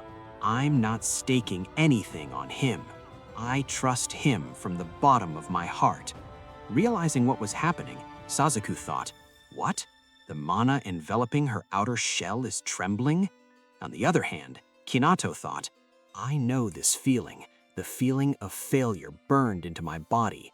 If you miscalculate the Makarenge's mana output, the mana explodes. What if I intentionally force it to fail? I'll unleash a huge burst of mana." With that, Kinato broke himself out of Sasuke's grasp. Sasuke was surprised. No way. What is he thinking? He made his mana explode on purpose. Kinato immediately took this chance. He channeled seitai magic, focusing on one single point. He blasted all of Sasuke's stagnant mana off. Sasuke was overwhelmed by the gentle magic. She thought, "Throughout my entire time as a Majo, I thought the only way to make someone accept you was by displaying your power. So then what is this warm feeling? I'm starting to feel utterly calm, almost like I'm being embraced by some overwhelming maternal energy." With that, the commentator announced, "The action spilled out of the ring and it was intense. Looks like the battle is finally over. Sky Dragon Captain Sasuke is knocked out. That means the winners are Kinato and Lady Terasu." A while later, as Suzaku was being embraced by the goddess Terasu all grown up, she was lost in the sauce. Just then, she snapped back to reality, and it turned out it was a dream, and she was lying unconsciously on Terasu's lap. "You're finally awake," Terasu said. Suzaku was flabbergasted. She immediately dashed back. What am I doing with my head in your lap?" Hearing this, Terasu said with her arm crossed, "It's better than lying on the hard floor, isn't it?" Kinato also agreed, saying feeling the warmth of someone's touch helps reduce stress. Hearing this, Terasu's eyes lit up. "Wait, is that true? Give me your lap, Kinato." "Right now?" he asked. On the other hand, Suzaku looked at them and said, "I have no excuse. I just wanted to restore the Majo to how I thought they should be. This is the result of pursuing the bloody ideals I favored. Since you're the chief, you must judge this matter strictly, otherwise you can't set a proper example for the village." Hearing this, Terasu stared at her for a while. She then told Suzaku to stand up, and while Suzaku was still confused as to what she was trying to do, Terasu picked her up, carrying her on her shoulder. "What is the meaning of this?" Suzaku asked. Terasu then answered, "My mother used to do this often for me. It made me feel like I grew bigger and there was a change in scenery. After fighting with you, I realized our perspectives may differ, but we're still facing the same direction, Suzaku. Being concerned for the village's future isn't wrong, but our way of expressing it was wrong. We didn't try to understand each other. Next time, it's your turn to let me ride on your shoulders, and you're going to dedicate the rest of your life to this village. That will be your punishment." Hearing this, Suzaku thought that it was too soft of a punishment, but as Terasu looked at Kinato, she continued, "I learned something too. If you can turn your gaze toward the future even just a little and have the desire to change, then change is possible." Faced with her words and having witnessed it for herself, Suzaku finally gave up. From that day on, she vowed to follow Terasu. After that, the lunar festival came to a very unusual close. The person who accumulated the most points in the Majo hunting contest turned out to be Jien, and it seemed like the Majo had begun to have a change of heart, as all the Majo girls couldn't help but be attracted to Jien after witnessing such a performance. That was how Kinato's month-long training session came to an end. As Kinato was having a final Makarenge dance with Terasu, she asked, "So you're leaving, huh?" "Yeah." "Well, when should we get married?" she asked. "Just so you know, I'm particular about details. We'll have to live separately for a while, huh?" Hearing this, Kinato was flustered, and Terasu immediately captured the opening and punched him in the guts. Kinato fell to the ground, hugging his stomach, while Terasu laughed, saying he was too soft. Still, she said, "I'm only joking. I've got a lot to learn too. As I thought about it more, I realized I was rushing things too much." She then offered Kinato a hand to help him get up, to which Kinato, still flustered, tried to laugh it off. But just as he took Terasu's hand, she immediately pulled him close to her, and before he could realize it, she gave him a light kiss on the cheek. Kinato was utterly speechless, while Terasu touched her lips slightly, saying that she read from a book that when you say goodbye to someone you care about, you are supposed to kiss them. She continued, "We'll still be connected even when we're apart. Just think of it as a long business trip, Kinato. Now go, become an amazing adventurer, and come back to get me." Hearing this, Kinato could feel her sincerity. He smiled and thanked her, promising he would come back to see her again. But before he could even finish his sentence, Karyu and Latna suddenly showed up behind the corner of the cliff. Riding dragons, they screamed, saying they still haven't forgiven Kinato for flirting with Terasu, and they would torture him to death. Kinato was startled, while Terasu chuckled, telling him he should get out of there quickly. Just then, he heard Jien, who was riding his dark cloud, urging him to hop on quickly so they could escape. It seemed Jien was also being chased after by all of the Majo village's women wanting to marry him. As Kinato jumped on the cloud, the two of them blitzed away. As they went, Kinato said goodbye to Terasu. She also waved her hand, reminding him to come back one day. Latna also said goodbye, while Karyu said they would let him go for that day. With that, the Majo arc came to an end. 2 days later, in the capital city of Assam, as Kinato barely tried to wake up after a long journey, he was surprised as Lanai somehow was on top of him. "Whoa, long time no see, Lanai." On the other hand, Lanai was busy checking up his face. "Cuts all over your face. Brand new muscles everywhere. You did it, didn't you, Kinato? You took the first step toward becoming a man." Hearing this, Kinato asked what that was supposed to mean. Just then, from behind Lanai's back, someone peeked out, saying, "I'm glad you're safe, Kinato." "Huh?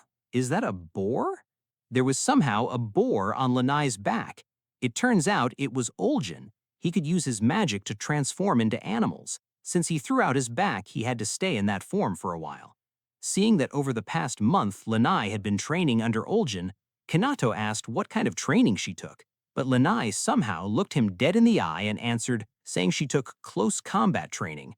Wasn't it supposed to be for the receptionist? Just then, they heard a voice coming from outside calling for Lanai. The voice was gentle but full of energy, and on top of that was super feminine. And then the owner of that voice was Kaminagi, as she walked in a girly dress, smiling brightly as she said to Lanai, "Look at this bag, isn't the embroidery adorable? And a new candy shop just opened nearby. Next time."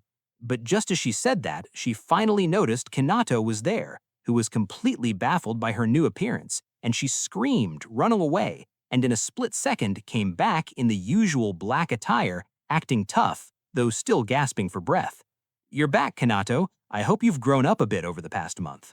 Just then, Kinato could hear Talius's voice, but he didn't see him anywhere. Suddenly, Talius barged in through the window, breaking the glass for no reason. "Kinato, you've been gone for a month. Come on, spar with me so we can see who grew more." But Kaminagi told him to go fix the window first. Juno was there also. She was hiding under the bed the whole time, too embarrassed to get out. What an eccentric bunch. Turns out, Juno was so excited about the party that she must have fallen asleep under Kanato's bed. Hearing this, Kinato asked what party. Turns out there's a huge party in the capital celebrating the princess's birthday. It lasts for 3 days every year. Lots of tourists come to visit, and the Iron Fangs have been tasked with the city's security, though technically they were hired as backup to the main force, the Seraph Wings. Still, they could get to visit all the food stalls and everyone was excited for the festival. With that, Talius rallied everyone, saying they would patrol diligently, especially around the food stalls, and everyone affirmed him. Meanwhile, Gian had to battle through reports and documentation for a whole month, crying that he wouldn't get to join them. Little did they know, amidst the lively atmosphere of the festive city, the villain group from the last time was sitting there enjoying their dessert, plotting the next attack. The young girl, Dua, along with the masked man and a tall man. Dua asked they would let her be in charge this time, to which the tall man agreed, saying he had someone he got to go see. Hearing this, the masked man asked if the tall man was going off on his own again, referring to him as Noise. Bro, that is Noise. This guy is handsome as fuck without his beast mask. With that, Dua was hyped. "All right, let's go ahead and do a ton of killing and destroying together."